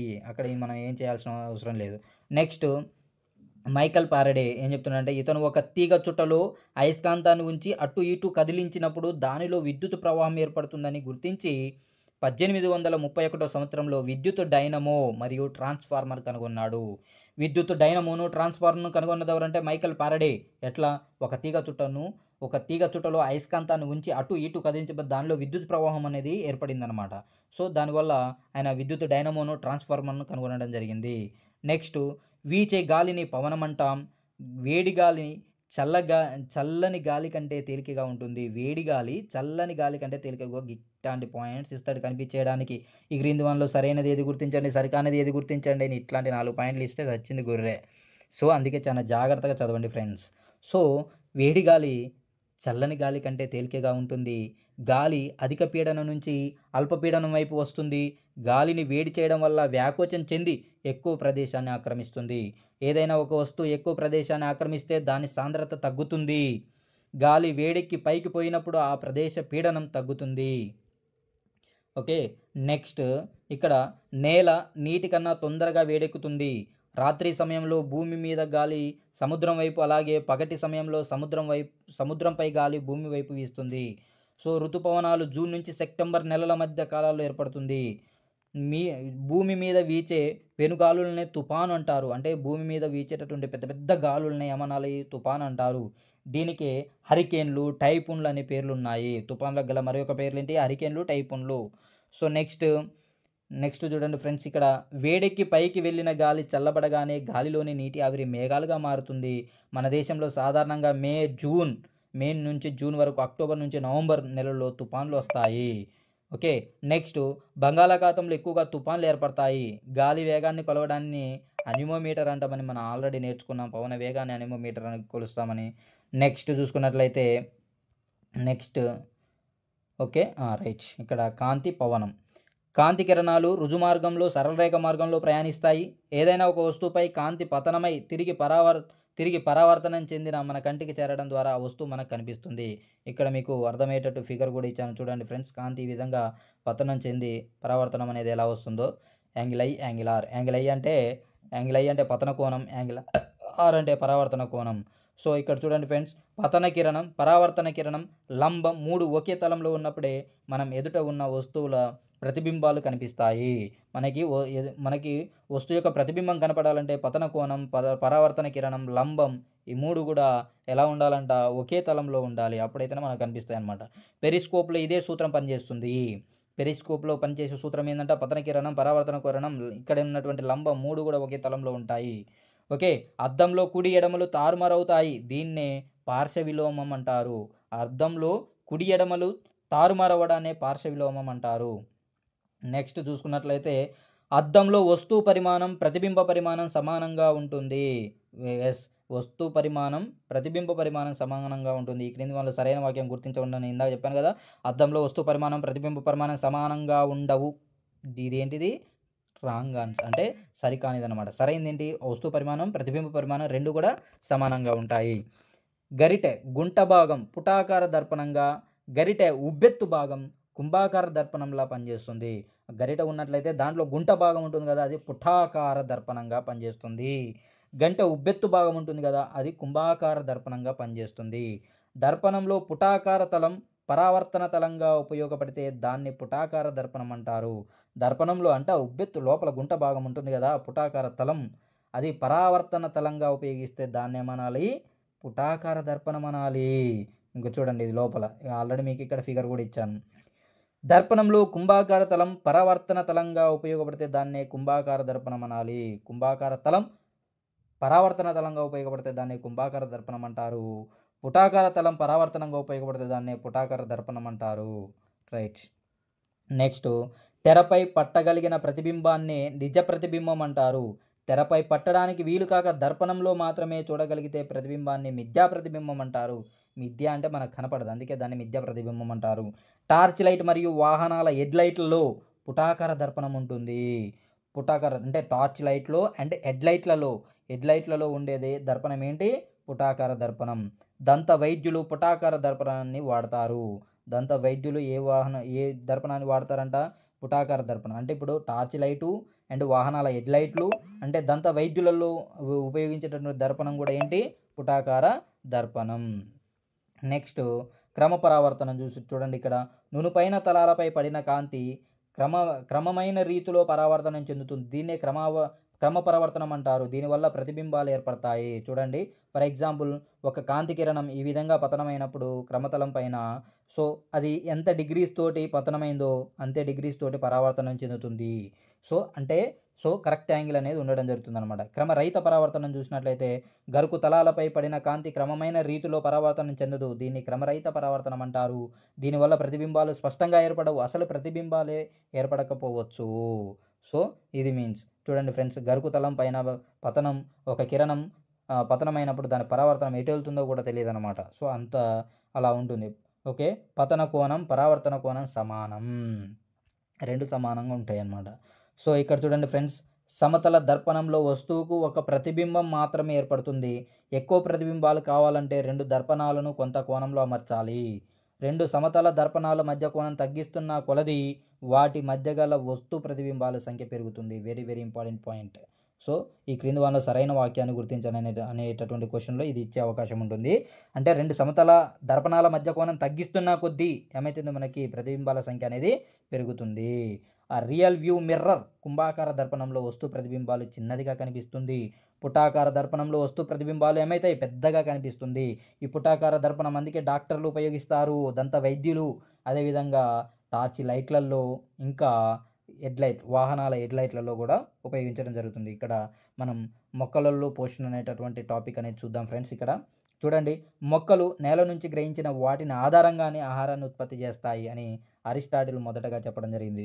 మొక్కలు ఏం చేసినాయంట, నేల నుంచి గ్రహించిన అంటే ఆహారాన్ని నేల నుంచి గ్రహించిన వాటిని ఆధారంగానే ఆహారాన్ని తయారు చేస్తాయని చెప్పింది అనమాట. ఎవరు, అరిస్టాటిల్. మొక్కల యొక్క అధిక బరువు కారణం నీరు అని తెలిపిన శాస్త్రవేత్త జాన్ బాప్టిస్టా వాన్ హెల్మెంట్ 1648వ సంవత్సరంలో చెప్పడం జరిగిందనమాట. నీరు ఎక్కువగా తాగుతున్నాయి కాబట్టి అది బరువు పెరుగుతుందని చెప్పినటువంటి వ్యక్తి ఎవరంటే బాపిస్టా. బరువు బాపిస్టా, గుర్తుపెట్టుకో ఫ్రెండ్, మర్చిపోవడానికి అవకాశం లేదు. ఇక్కడ బరువు ఎందుకు పెరుగుతుంది, నీరు తాగుతుంది కాబట్టి బాపిస్టా అని చెప్పిండు అనమాట ఆయన. నీరు తాగుతుంది కాబట్టి బరువు పెరుగుతుంది చెట్టు అని. స్టెఫెన్ హెల్స్ ఏం చెప్పడం జరిగిందంటే, ఇక్కడ చూడండి, స్టెఫెన్ హెల్స్ 3 మంచి వాక్యాలు చెప్పడం జరిగింది. ఇక్కడ పత్ర రంధ్రాల ద్వారా మొక్కలలో అధికమైన నీరు బయటకు వెళుతుందని మొదటగా వివరించిన వ్యక్తి ఎవరు, స్టెఫెన్ హెల్స్. స్టెఫెన్ అంటే పత్ర రంధ్రాల ద్వారా మొక్కలలోని అధికమైనటువంటి నీరు బయటకు వెళ్తుంది, పత్ర రంధ్రాల ద్వారా వాయు వినిమయం జరుగుతుంది. అంటే పత్ర రంధ్రాల ద్వారా వాయు వినిమయం జరుగుతుంది, అధికమైనటువంటి నీరు వాయు వినిమయం అంటే అధికమైనటువంటి నీరు పత్ర రంధ్రాల ద్వారా నీరును కోల్పోతుందని కూడా చెప్పడం జరిగింది. ఎవరంటే స్టెఫెన్ హెల్స్. మొక్కల ఆహారం తయారు చేసుకోవడంలో కాంతి కూడా ఉపయోగపడుతుందని తెలిపినటువంటి శాస్త్రవేత్త ఇతడే, స్టెఫెన్ హెల్స్. స్టెఫెన్ అంటే ఎన్ని, 3 అక్షరాలు, స్టెఫెన్. ఇక్కడ 3 అక్షరాలు ఉంది కదా, 3 పాయింట్లు చెప్పిండు ఫ్రెండ్స్. ఇక్కడ 3 పాయింట్లు చెప్పడం జరిగింది.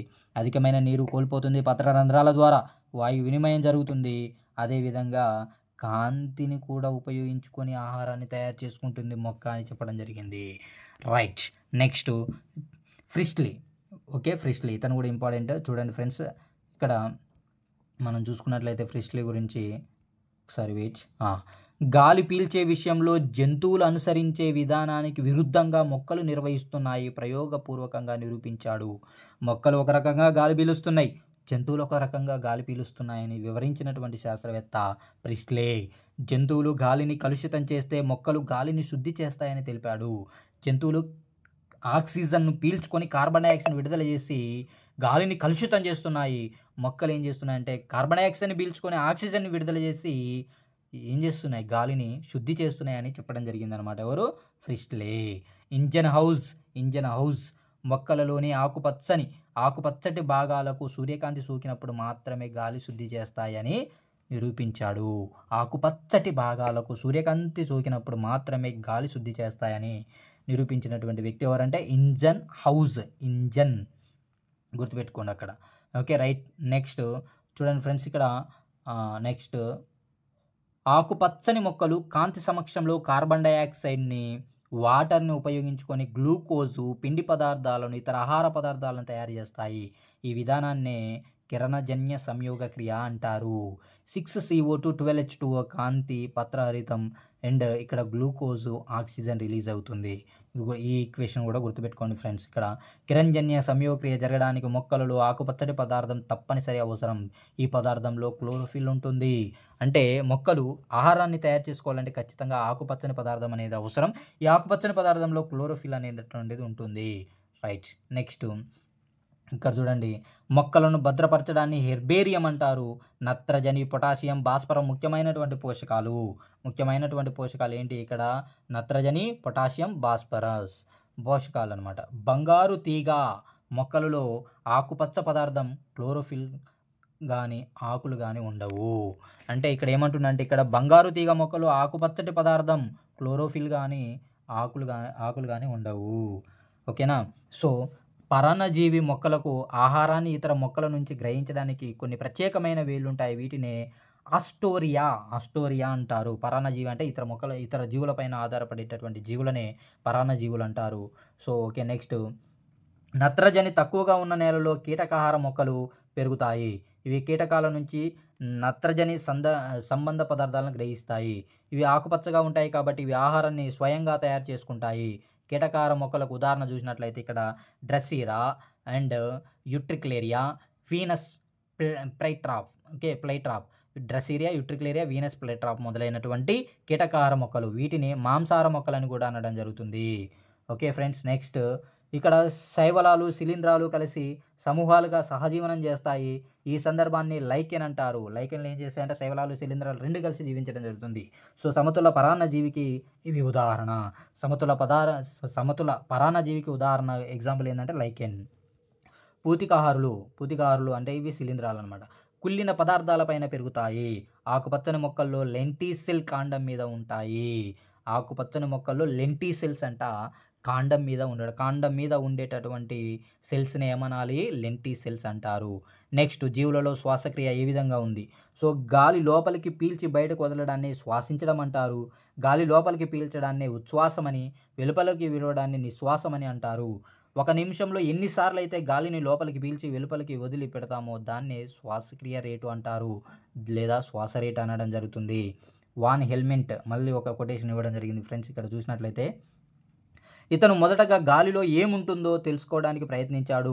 బొగ్గును మండించడం వల్ల బూడిద ఏర్పడుతుందని వివరించిన శాస్త్రవేత్త ఎవరంటే వాన్ హెల్మెంట్. బొగ్గును మండిస్తే బూడిద వస్తుంది. బూడిద బరువు కంటే చాలా ఎక్కువగా ఉంటుందని కనుగొన్నాడు. ఓకే. Next okay. దీని ఆధారంగా బొగ్గును మండించినప్పుడు మనకు కనపడని ఏదో పదార్థం ఏర్పడడం వల్ల బరువు తగ్గుతుందని, ఆ పదార్థాన్ని వాయువు అంటారని చెప్పడం జరిగింది. 1756 సంవత్సరంలో జోసెఫ్ బ్లాక్ ఈ వాయువు గురించి మరింత లోతుగా అధ్యయనం చేశాడు. సున్నపు రాయిని వేడి చేసినప్పుడు లేదా దానిని ఆమ్లంతో చర్య జరిపినప్పుడు ఒకే రకమైన వాయువు వెలువడుతుంది అని గుర్తించాడు. ఓకే. సో దానికి స్థిరమైన గాలి అని పేరు పెట్టాడు. ఈ వాయువు సున్నపు నీటి గుండా పంపినప్పుడు అది సున్నపు తేటను పాలలాగా తెల్లగా మారుస్తుంది అని గుర్తించాడు. దీనిని ప్రస్తుతం మనం కార్బన్ డయాక్సైడ్గా పిలుస్తున్నాం. అంటే స్థిరమైన గాలి అంటే అర్థం ఏంటి? సో కార్బన్ డయాక్సైడ్ వాయువును కనుగొన్న తర్వాత దాదాపు 2 దశాబ్దాల అనంతరం ఆక్సిజన్ వాయువును కనుగొన్నారు. ఓకే. ఆక్సిజన్ వాయువును కనుగొనడం జరిగిందనమాట. నెక్స్ట్ జోసెఫ్ ప్రిస్ట్లే ఏం చెప్తుండే ఇక్కడ? ఇతను వివిధ రకాల వాయువులపై ప్రయోగ పరిశీలనలు అనే పుస్తకాన్ని ప్రచురించాడు. ఓకే. వివిధ రకాల వాయువులపై ప్రయోగాలు, పరిశీలనలు అనే పుస్తకాన్ని ప్రచురించినటువంటి వ్యక్తి ఎవరంటే జోసెఫ్ ప్రిస్ట్లే. దీనిలో ఆయన మొక్కలు విడుదల చేసే, జంతువులు పీల్చే వాయువుల గురించి తొలిసారిగా నిరూపించాడు. జోసెఫ్ ప్రిస్ట్లే ఏ గ్రంథంలో ఆయన మొక్కలు విడుదల చేసే, జంతువులు పీల్చే వాయువుల గురించి వివరించడం జరిగిందంటే వివిధ రకాల వాయువులపై ప్రయోగాలు, పరిశీలనలు అనేటటువంటి ప్రచురణలో వివరించడం జరిగింది. అదే నెక్స్ట్ ఏంటంటే వెలుగుతున్న కొవ్వొత్తి పైన సీసాను మూసి ఉంచినప్పుడు అది వెలిగే సమయం కన్నా మూసి ఉన్న సీసాలో పుదీనా కొమ్మను ఉంచినప్పుడు మరికొంత ఎక్కువసేపు వెలగడాన్ని గుర్తించాడు. ఓకే. నెక్స్ట్ ఇక్కడ కొవ్వొత్తి వెలగడం వల్ల గాలిలో తగ్గిపోయినది ఏదో పుదీనా ఆకుల ద్వారా తిరిగి చేరుతుంది అని గుర్తించాడు. జోసెఫ్ ప్రిస్ట్లే తన అనుభవాలను లెవోయిజర్కు చెప్పాడు. వాతావరణంలోని వాయువుల మీద లెవోయిజర్ అనేక రకాల ప్రయోగాలు చేసిననమాట. గాలిలో అనేక రకాల వాయువులు ఉంటాయని ప్రిస్ట్లే చేసిన ప్రయోగాలను నిర్ధారిస్తూ లెవోయిజర్ గాలిలో ఉండే ముఖ్యమైన అణుఘటకాన్ని తెలుసుకోవడానికి ప్రయత్నించాడు. దానికే ఆక్సిజన్ అని పేరు పెట్టడం జరిగింది. ఆక్సిజన్ అని పేరు పెట్టింది ఎవరంటే లెవోయిజర్. ఇక్కడ చూడండి, ఇక్కడ ఆలే అని గుర్తుపెట్టుకోండి. ఎందుకంటే ప్రిస్ట్లే అనేటటువంటి ఆన్సర్ ఇచ్చే అవకాశం ఉంటుందన్నమాట. సో నెక్స్ట్ ఇక్కడ చూస్తే గ్రీక్ భాషలో ఆక్సిజన్ అంటే ఆమ్లాలను తయారు చేసేదని అర్థం. ఆమ్లాలను తయారు చేసేది ఆక్సిజను, స్థిరవాయువు కార్బన్ డయాక్సైడ్. ఓకే. ఇది అన్ని రకాల ఆమ్లాలలో ఉంటుందని ఇతని నమ్మకం. నెక్స్ట్ చేపకు సంబంధించి కొంత ఇన్ఫర్మేషన్ చూద్దాం ఫ్రెండ్స్. ఇక్కడ చూడండి, చేప నీటిలో ఉన్నప్పుడు ఎప్పుడు నోటిని తెరుస్తూ మూస్తూ ఉంటుందన్నమాట. చేప యొక్క శ్వాసవయవాలు ఎర్రగా ఉండే మొప్పలు. Very important question. చేప యొక్క శ్వాసవయవాలు అంటే ఎర్రగా ఉండే మొప్పలు. నీరు నోటి నుండి మొప్పల గుండా గ్రహించి దొప్పల ద్వారా వెలుపలికి వస్తుంది. ఓకే. నెక్స్ట్ చూడండి ఫ్రెండ్స్, మొప్పలు నీటిలో కరిగిన ఆక్సిజన్ను శోషిస్తాయి. ఆక్సిజన్ శరీరంలోని ఇతర భాగాలకు సరఫరా అవుతుంది. నెక్స్ట్ కప్ప నీటిలోను భూమి లోపల నివసించగలదు. ఎక్కడంట? నీటిలోను, భూమిపైన, భూమి లోపల కూడా నివసించగలుగుతుంది. ఇది భూమిపై ఉన్నప్పుడు ఊపిరితిత్తులుగా శ్వాసిస్తుంది. నీటిలో, భూమి లోపల ఉన్నప్పుడు చర్మంతో శ్వాసిస్తుంది. అందుకే కప్పనేమనాలి? ఉభయచర జీవి అంటారు. కప్ప సంవత్సరానికి 2 సార్లు భూమి లోపలికి వెళ్తుంది. చిరుకప్ప లేదా టాడ్పోల్ డింబకంగా ఉన్నప్పుడు నీటిలో కరిగి ఉన్న గాలిని మొప్పల ద్వారా శాసిస్తుంది. కప్ప ఎట్లంట చూడండి కప్ప చిరుకప్ప అంటే టాడ్పోల్‌గా ఉన్నప్పుడు కప్ప దేని ద్వారా శ్వాసించడం జరుగుతుందంటే మొప్పల ద్వారా. నెక్స్ట్ బొద్దింక. బొద్దింక. ఇక్కడ బొద్దింక దేహానికి పార్శ్వ భాగాలలో చిన్న చిన్న రంధ్రాలుంటాయి. ఈ రంధ్రాలని స్పైరోకల్స్ అంటారు. బొద్దింక దేహం ప్రతి ఖండితంలో ఉండే చిన్న రంధ్రాల శ్వాసనాళాలతో సంధానమై ఉంటుంది. ఈ నాళాలనే ట్రాకియా అంటారు. స్పైరోకల్స్ ద్వారా గ్రహించిన గాలిని శ్వాసనాళాలు బొద్దింక శరీరానికి సరఫరా చేస్తాయి. Okay friends. నెక్స్ట్ అలాగే, అలాగే శరీరానికి అలాగే శరీరం నుంచి గ్రహించిన గాలిని సేకరించి స్పైరోకల్స్ ద్వారా వెలుపలకి పంపిస్తారు. నెక్స్ట్ వానపాము. వానపాము. సో, వానపాము చర్మం ద్వారా శ్వాసిస్తుంది. అంటే జలగ కూడా చర్మం ద్వారా శ్వాసిస్తుందన్నమాట. సో, ఇక్కడ అందుకే అక్కడ రాయడం జరిగింది. దీని చర్మం పలుచగా, తేమగా ఉంటుంది. సూక్ష్మమైన రంధ్రాలుంటాయి. చర్మం ద్వారా గాలి లోపలికి, వెలుపలికి ప్రయత్నిస్తూ ఉంటుంది. వానపాములో శరీర ఉపరితలం అంతా శ్వాసించడానికి ఉపయోగపడుతుంది. ఓకే. నెక్స్ట్ పత్ర ఉపరితలంలో ఉండే పత్రరంధ్రాలు, కాండం పైన ఉండే లెంటిసెల్స్ ద్వారా వాయు వినిమయం జరుగుతుంది. Okay friends. ఇక్కడ చూడాలి పత్ర రంధ్రాలు, కాండం పైన ఉన్నటువంటి లెంటిసెల్స్ అంటే వాయు వినిమయం అనేది పత్ర రంధ్రాల ద్వారా జరుగుతుంది. కాండం పైన ఉన్నటువంటి లెంటిసెల్స్ అనే కణాల ద్వారా కూడా వాయు వినిమయం జరుగుతుందన్నమాట. సో, అంటే మనం ఓన్లీ పత్ర రంధ్రాల ద్వారా మాత్రమే వాయు వినిమయం జరుగుతుందనేటటువంటి గుర్తుంచుకునే అంశంతో పాటు కాండం పైన ఉన్నటువంటి లెంటిసెల్స్ ద్వారా కూడా వాయు వినిమయం జరుగుతుందనే అంశాన్ని గుర్తుంచుకోవాలి. అదే మొక్కల్లో ప్రత్యుత్పత్తి చూసినట్లయితే పుష్పాసనం. ఇక్కడ చూడండి పువ్వు ప్రారంభమయ్యే చోట కాండం అంటే కాండ కొంచెం ఉబ్బినట్లుగా కనిపిస్తుంది. దీన్నే పుష్పాసనం అంటారు. దీని ఆకుపచ్చని రంగుల్లో ఉంటుంది. ఇది పువ్వులలోని భాగాలన్నింటికి పీఠంలాగా పనిచేస్తుంది పుష్పాసనం. ఇక్కడ చూడండి ఫ్రెండ్స్ రక్షక పత్రావళి ఆకుపచ్చని గుట్టంలా ఉండే నిర్మాణాన్ని రక్షక పత్రావళి అంటారు. వీటి చివరల సన్నని ఆకుల్లా కనిపిస్తున్నాయి. వీటిని రక్షక పత్రాలు అంటారు. మరియు ఆకర్షణ పత్రాలు కూడా ఉంటాయి. చూడండి. సో, ఆకర్షణ పత్రావళి అంటే చూడు గరాటు ఆకారంలో ఉండే తెల్లని భాగాన్నే ఆకర్షణ పత్రావళి అంటారు. అంటే ఆకర్షించాలి కాబట్టి ఆకర్షణ పత్రావళి అంటారు దాన్ని. నెక్స్ట్ కేసరావళి. సన్నని, మెత్తని, పొడవైన నిర్మాణాలు ఆకర్షణ పత్రాలకు అంటుకున్నట్లుగా కనిపిస్తాయి. దీన్నే ఏమనాలంటే కేసర దండం అంటారు. ఓకే. నెక్స్ట్ ఉమ్మెత్త పువ్వు కేసర దండాల సంఖ్య 3. ఉమ్మెత్త పువ్వు కేసర దండాల సంఖ్య ఎంత? 3. కేసర దండం చివర ఉబ్బెత్తుగా కనిపిస్తుంది. దీన్ని పరాగకోశం లేదా కేసరం అంటారు. పరాగకోశం లేదా కేసరం అనడం జరుగుతుంది. నెక్స్ట్ పుష్పంలో ఉండే కేసర దండాన్ని, పరాగకోశాన్ని కలిపి పురుష ప్రత్యుత్పత్తి భాగాలుగా అంటారు. అండకోశం గురించి చర్చించుకున్నట్లయితే ఇక్కడ చూడండి ఫ్రెండ్స్. పుష్పాసనం మీద ఉబ్బెత్తుగా ఉండే నిర్మాణం కనిపిస్తుంది. దీన్ని అండకోశం అంటారు. అండకోశంపై సన్నని గొట్టం వంటి దాన్నే కీలం అంటారు. కీలం చివర భాగాన్నే కీలాగ్రం అంటారు. ఇక్కడ అండకోశంలో ఉండే అండాశయాన్ని, కీలాన్ని, కీలాగ్రాన్ని చూడండి ఇక్కడ అండాశయాన్ని, కీలాన్ని, కీలాగ్రాన్నే స్త్రీ ప్రత్యుత్పత్తి భాగాలంటారు. ఓకే. నెక్స్ట్ ఇక్కడ చూడొచ్చు ఫ్రెండ్స్. ఇక్కడ నేను ఒక ఉమ్మెంత పుష్పం అనేది డ్రా చేయడం జరిగింది. సో, ఇక్కడ చూసుకున్నట్లయితే ఈ పుష్పాన్ని ఈ ఆకర్షణ పత్రాలు ఇది చూడండి పైన ఉన్నాయి కదా కీలాగ్రం ఇవేమో పరాగకోశం, కేసరదండం ఇది కీలం. ఓకే. ఇది అండకోశం. ఇదేంటిది పుష్పవృంతం, ఇది పుష్పాసనం, ఇవి రక్షక పత్రావళి. Okay friends. నెక్స్ట్ చూసుకున్నట్లయితే దోస, స్వర. పుష్పాలలో పురుష, స్త్రీ లైంగిక అవయవాలు వేరువేరుగా ఉంటాయి. అంటే ఏకలింగ పుష్పాలు అన్నమాట ఇవి. స్వర, దోస. ఓకే. గడ్డి చేమంతి, పొద్దుతిరుగుడు పుష్పాలు చూడడానికి ఒకే పుష్పంలా కనపడినప్పటికీ నిజానికి ఇవి పుష్పగుచ్ఛం. పుష్పగుచ్ఛంలోని చిన్న చిన్న పుష్పాలను పుష్పకాలని అంటారు. 4 వలయాలు గల పుష్పాన్ని సంపూర్ణ పుష్పం అంటారు. 4 వలయాలు గల పుష్పాన్ని ఏమనాలి? సంపూర్ణ పుష్పం అంటాం. సో, ఇక్కడ చూసినట్లయితే 4 వలయాలు ఏమేంటి? రక్షక పత్రావళి, ఆకర్షణ పత్రావళి, కేసరావళి, అండకోశం. ఈ 4 వలయాలు కలిగి ఉన్నటువంటి దాన్నే ఏమనాలంటే సంపూర్ణ పుష్పం అనాలి. మందారం, ఉమ్మెత్త, తూటిపూలు మొదలైనవి సంపూర్ణ పుష్పాలు అన్నమాట. సంపూర్ణ పుష్పాలకి ఎగ్జాంపుల్ ఇవి. నెక్స్ట్ చూసుకున్నట్లయితే ఇక్కడ 4 వలయాల్లో ఏ ఒక్క వలయం లేకపోయినా అటువంటి పుష్పాలను అసంపూర్ణ పుష్పం అంటారు. దోస, సొర, బొప్పాయి, లిల్లీ మొదలైనటువంటి పుష్పాలన్నీ కూడా ఏ పుష్పాలన్నమాట? అసంపూర్ణ పుష్పాలన్నమాట. ఏకలింగ పుష్పాలకు ఎగ్జాంపుల్ చూసుకున్నట్లయితే కేసరావళి గానీ, అండకోశం గానీ ఏదో ఒకటి ఉన్నట్లయితే అటువంటి పుష్పాలను ఏకలింగ పుష్పాలంటారు. ఏకలింగ పుష్పాలకు ఎగ్జాంపుల్ ఏందంటే దోస, సొర, కాకర. ఏకలింగ పుష్పాలు 2 రకాలు. ఏకలింగ పుష్పాలు ఎన్ని రకాలు? 2 రకాలు. అవి వచ్చేసి ఇక్కడ పూలింగ అంటే పురుష పుష్పాలు, స్త్రీ పుష్పాలనమాట. పురుష పుష్పాలకి ఇక్కడ కేసరావళి మాత్రమే ఉంటుంది, అండాకోశం ఉండదు. స్త్రీ పుష్పాలకేమో అండకోశం మాత్రమే ఉంటుంది గానీ కేసరావళి అనేది ఉండదు. ద్విలైంగిక పుష్పాలంటే ఆ పేరులోనే ఉందన్నమాట. 2 ఉండాలి. కేసరావళి, అండకోశం 2 ఉన్న పుష్పాలనే ఉభయలైంగిక పుష్పాలు లేదా ద్విలైంగిక పుష్పాలంటారు. ఉభయలైంగిక పుష్పాలకు ఎగ్జాంపుల్ వచ్చేసి మందారం, ఉమ్మెత్త, తూటిపూలు, ఇక ఐపోమియా అనేటటువంటి పుష్పాలనేవి ఇవ్వడం జరిగింది. పరాగకోశం నుంచి పరాగ రేణువులు ఉత్పత్తి అవుతాయి. దీన్నే పురుష ప్రత్యుత్పత్తి అవయవం అని అనడం జరుగుతుందనమాట. అండాశయంలో అండాలుంటాయి. అండాలలో స్త్రీ సంయోగ బీజాలుంటాయి. అండాలలో స్త్రీ సంయోగ బీజాలనేవి ఉండడం జరుగుతుందనమాట. అండాశయం ఫలంగా మారుతుంది.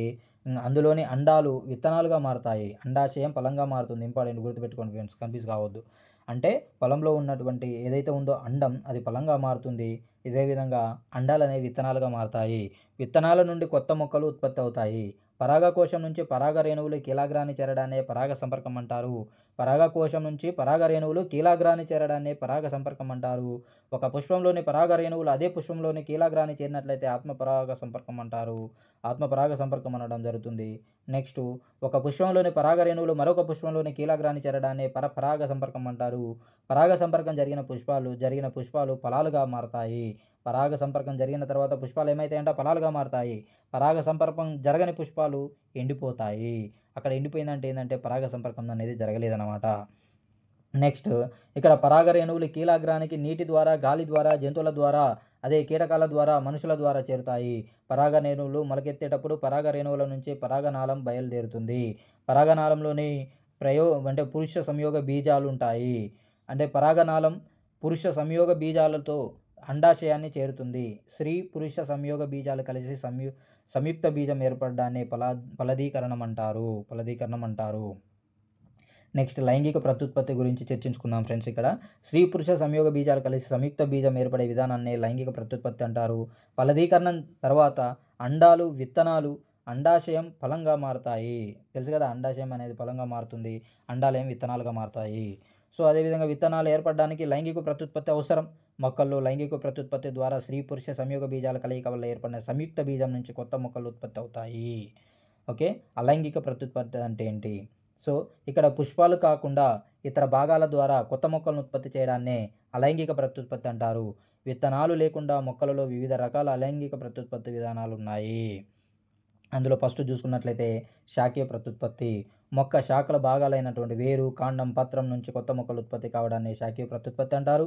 బంగాళదుంప ఉపరితలంపై చాలా గుంటలుంటాయి. వీటిని కన్ను అంటారు. ఇక్కడ కొత్త మొక్క ఉత్పత్తి చేసే భాగాన్ని గురించి చర్చించుకుందాం ఫ్రెండ్స్. ఇక్కడ చూడండి, సో వేరు నుంచి ఉత్పత్తి అయ్యేటటువంటి మొక్క ఏంటంటే కొత్త మొక్క ఉత్పత్తి చేసే భాగం. వేరు నుంచి కొత్త మొక్కలు ఉత్పత్తి అయ్యేటటువంటి మొక్కలు ఏంటి అంటే చిలకడదుంప, డాలియా, క్యారెట్, ముల్లంగి, బీట్రూట్. కాండం నుంచి ఉత్పత్తి అయ్యేటటువంటి కొత్త మొక్కలు బంగాళదుంప. లసునాల నుంచి, దుంపల నుంచి ఉత్పత్తి అయ్యేటటువంటి మొక్కలు వచ్చేసి ఉల్లి, వెల్లుల్లి, లిల్లీ, గ్లాడియోలో.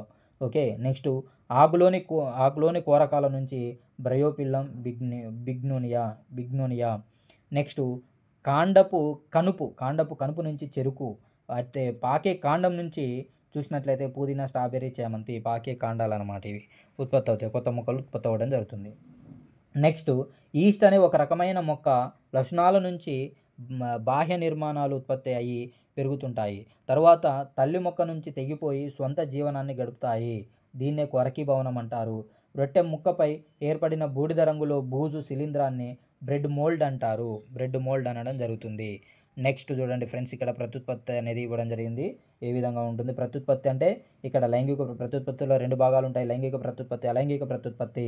ఈ లైంగిక ప్రత్యుత్పత్తిలో భాగాలు వచ్చేసి కేసరావళి, అండకోశం. ఈ 2 కలిసి ఏమవుతాయి? సంయుక్త బీజాన్ని ఏర్పరుస్తాయి. విత్తనాలు ఏర్పడతాయి. విత్తనాల నుంచి కొత్త మొక్క అనేది ఏర్పడడం జరుగుతుంది.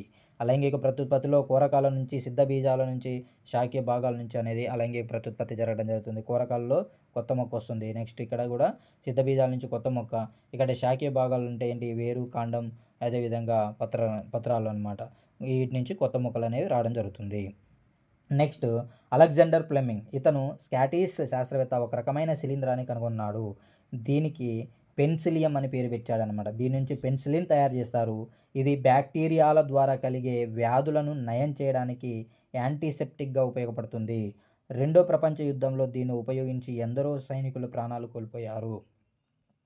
అదేవిధంగా చూసుకున్నట్లయితే ఇక్కడ మనం మొక్కలలో పునరుత్పత్తి గురించి డియోఫ్రాస్ట్ అనే శాస్త్రవేత్త మొట్టమొదటిసారిగా పరిశోధన చేశాడు.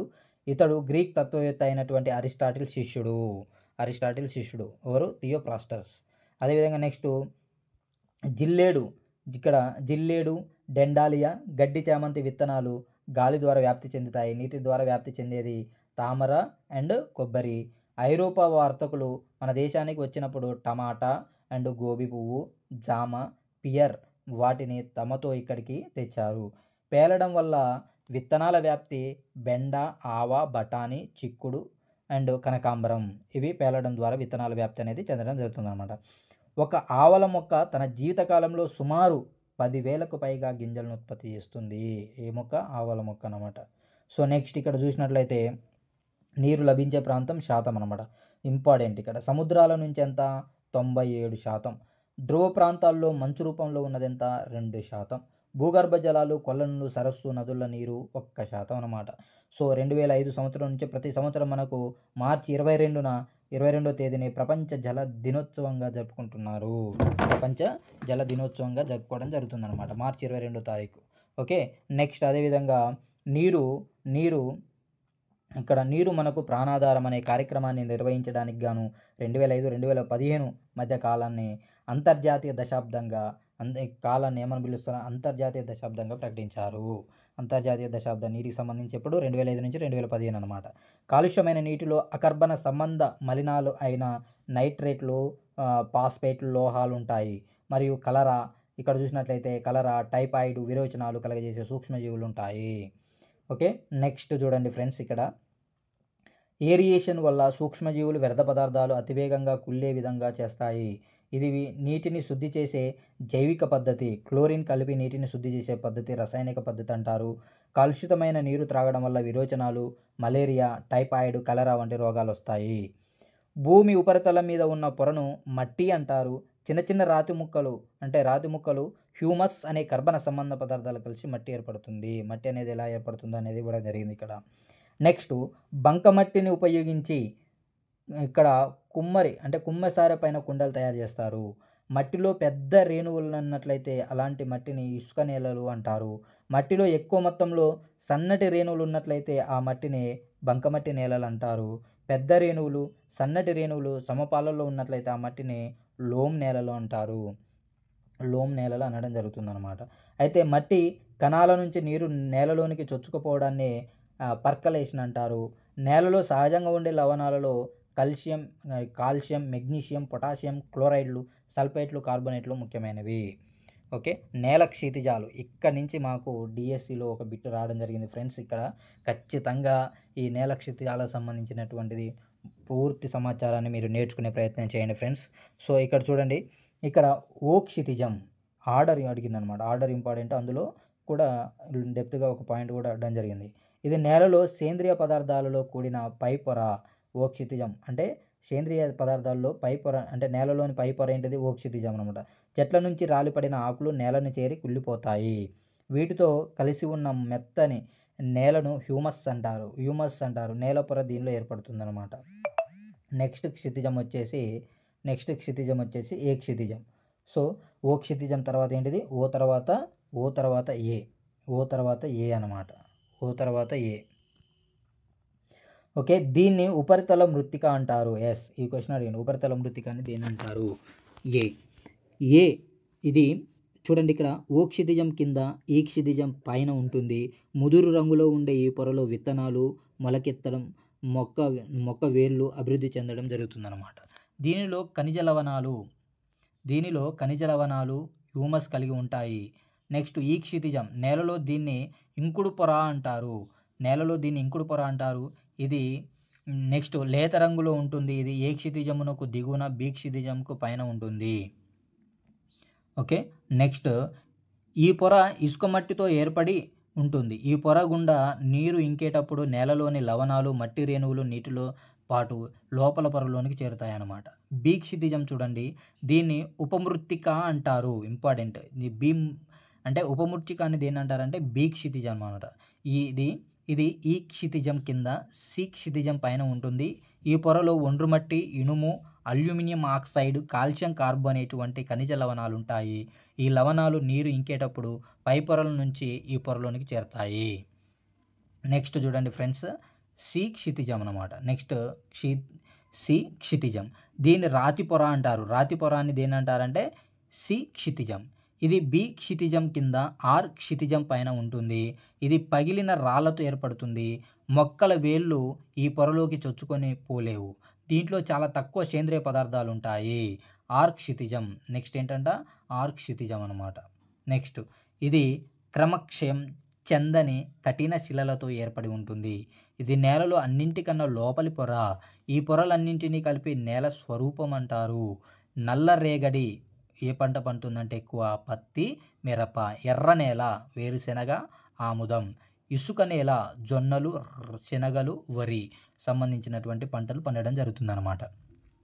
నల్లరేగడి నేలలో నీరు ఎక్కువ కాలం నిల్వ ఉంటుంది. రాతి కణాలు, హ్యూమస్ మిశ్రమ నేల ఇది. నీటిని నిలిపి ఉంచుకునే సామర్థ్యం బంకమట్టి నేలలకు ఎక్కువగా ఉంటుంది. బంకమట్టి, లోమ్ నేలలు వరి, గోధుమ, పత్తి పండించడానికి అనువైనటువంటి నేలలు. ఓకే, నెక్స్ట్ చూడండి ఫ్రెండ్స్, గాలి, నీరు మొదలైన వాటి ద్వారా నేల ఉపరితలం కొట్టుకుపోవడానికి క్రమక్షయం అంటారు. గాలి, నీరు మొదలైన వాటి ద్వారా నేల ఉపరితలం కొట్టుకుపోవడాన్ని క్రమక్షయం అంటారు. నెక్స్ట్ అడవులను భూమాత ఊపిరితిత్తులు అంటారు. భూమాత ఊపిరితిత్తులు అని దేన్ని అంటారంటే అడవులను అంటారు. టేకు, దేవదారు మొదలైన చెట్లు చాలా ఎత్తు పెరుగుతాయి. గుగ్గిలం, తంగేడు, నల్లమద్ది, వెగిసె, వెదురు మొదలైన చెట్లను అంటే చెట్ల పొదలుగా పెరుగుతాయి అన్నమాట. ఈ చెట్లు పొదలుగా పెరుగుతాయి.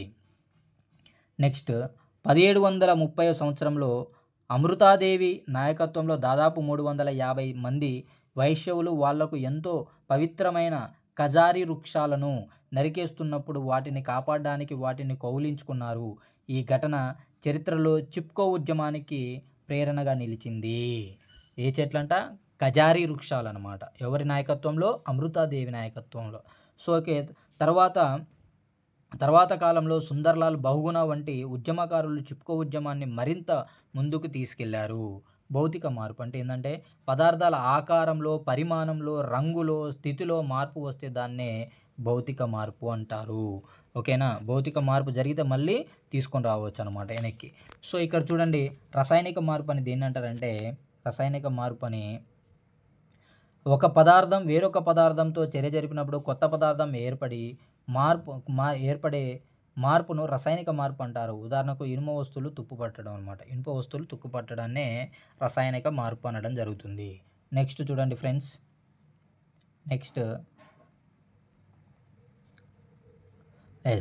ఇనుప వస్తువులపై గోధుమ రంగు పొర ఏర్పడితే తుప్పుపట్టడం అంటారు. ఇనుమును ఎక్కువ కాలం గాలి తగిలేలా ఉంచినప్పుడు గాలిలోని ఆక్సిజన్ చర్య జరిపి ఇనుప ఆక్సైడ్ రూపంలో కొత్త పదార్థం ఏర్పడుతుంది. ఈ ప్రక్రియనే తుప్పు పట్టడం అంటారు. ఇనుము, ఆక్సిజన్ గాలి నుంచి వచ్చినటువంటి చర్య జరపడం వల్ల నీరు కూడా కలిసినప్పుడు చర్య జరిపినప్పుడు ఏమవుతుందంటే తుప్పు పడుతుంది అనమాట. ఓకే, సో రాగి పాత్రలను గాలి తగిలే విధంగా ఉంచితే ఆకుపచ్చ రంగు ఏర్పడుతుంది. ఇది కూడా తుప్పు పట్టడమే. ఓకే, నెక్స్ట్ చూడండి ఫ్రెండ్స్, తుప్పు పట్టే ప్రక్రియ వేగం గాలిలోని తేమ మీద ఆధారపడి ఉంటుంది. ఇనుమును తుప్పు పట్టకుండా నిరోధించడం ఎలా అంటే ఇనుప వస్తువులను నేరుగా నీరు, గాలిలోని ఆక్సిజన్ వంటివి తగలకుండా చూడాలి. ఇనుప వస్తువులకు రంగుతో కానీ గ్రీజుతో కానీ పూత పూయాలి. ఓకే, నెక్స్ట్ బంగారం, వెండి ఆభరణాలను కొంతకాలం పాటు గాలి తగిలే విధంగా ఉంచినా కూడా వాటి రంగులో ఎలాంటి మార్పు రాదు. ఇనుము లేదా జింక్ లేదా క్రోమియం పూత పూసే ఇనుము మీద అంటే ఏంటంటే ఇనుము మీద జింకు, క్రోమియం పూత పూసే ప్రక్రియనే గల్వనైజేషన్ అంటారు. సాధారణంగా ఈ ప్రక్రియలో పూత పూయడానికి జింకును వాడతారు. గల్వనైజేషన్లో ఎక్కువగా ఏం వాడతారంట? జింకును వాడడం జరుగుతుంది. ఒక లోహం మీద మరొక లోహపు పూత పూసే ప్రక్రియనే గల్వనైజేషన్ అంటారు. నెక్స్ట్ ఓకే, నెక్స్ట్ చూడండి ఫ్రెండ్స్, కొన్ని పండ్లు, కాయలు కోసినప్పుడు అవి గాలిలోని ఆక్సిజన్‌తో చర్య జరిపి కోసిన భాగం పైన గోధుమ రంగు పూత ఏర్పడుతుందనమాట. వంకాయలను కోసినప్పుడు అవి రంగు మారకుండా ఉప్పు నీరు నిరోధిస్తుంది. అదేవిధంగా వెనిగర్ లేదా నిమ్మరసం లాంటి ఆమ్లాలను ఆ నీటితో కలిపితే రంగు మారకుండా నిరోధించవచ్చు. ఆస్కార్బిక్ ఆమ్లం, విటమిన్ సి కూడా ముక్కల రంగు మారకుండా ఉండడానికి ఉపయోగిస్తారు. నెక్స్ట్ చూడండి ఫ్రెండ్స్, సున్నపు నీరు పాల వలె తెల్లగా మార్చే ప్రక్రియనే రసాయనిక మార్పు అంటారు. ఒక పదార్థంలో ఉండే అంశాలలో మార్పు జరిగితే దాన్నే రసాయన మార్పు అంటారు. కర్పూరం మండించడం కూడా ఒక రసాయన మార్పే. ఓకే. నెక్స్ట్ స్ఫటికీకరణ అంటే ఆవిరిగా మార్చి కానీ, వేడి చేసి కానీ ద్రావణాల నుంచి ఘన పదార్థాలను వేరు చేసే ప్రక్రియనే స్ఫటికీకరణం అంటారు. సో దానికి ఇక్కడ చూసినట్లయితే స్ఫటికీకరణ ప్రక్రియలో కొత్త పదార్థం ఏర్పడము కాబట్టి ఇది భౌతిక మార్పు. ఏ రకమైన మార్పులోనైనా ఉష్ణం, కాంతి, శబ్దం వెలువడవచ్చు. సో మనకి ఇది ఫ్రెండ్స్. సో మనకి 7th క్లాస్‌కు సంబంధించినటువంటి ఆల్ పాయింట్స్ కవర్ చేయడం జరిగింది. సో ఈ బుక్ ఏదైతే ఉందో నేను నోట్స్ మేక్ చేసుకున్నది అది నాకు జీవితాన్ని మార్చింది. మీ జీవితాన్ని కూడా మారుస్తుందనేటటువంటి ఆశతో నేను ఈ వీడియోని చేయడం జరిగింది ఫ్రెండ్స్. ఈ వీడియోని పూర్తిగా చూసి ఎంతో కొంత ఇన్ఫర్మేషన్ నేర్చుకున్నారని నేను అనుకుంటున్నాను. సో ఎవరికైతే ఈ వీడియో నచ్చిందో సో ఖచ్చితంగా మీ మిత్రులకు షేర్ చేయండి ఫ్రెండ్స్. సబ్స్క్రైబ్ చేసుకోమని చెప్పండి. మీ నుంచి నేను ఆశించేది ఇదొక్కటే. సో నేను ఇంతకాలం కష్టపడి తయారు చేసుకున్నటువంటి నోట్స్‌లు మీకు ఫ్రీగా అందించడం జరుగుతుంది ఫ్రెండ్స్ ఖచ్చితంగా. So thank you. Have a nice day. మీరు ఖచ్చితంగా మీ యొక్క ఆశయాన్ని సాధిస్తారని నేను మనస్ఫూర్తిగా కోరుకుంటున్నాను. Thank you friends. Have a nice day.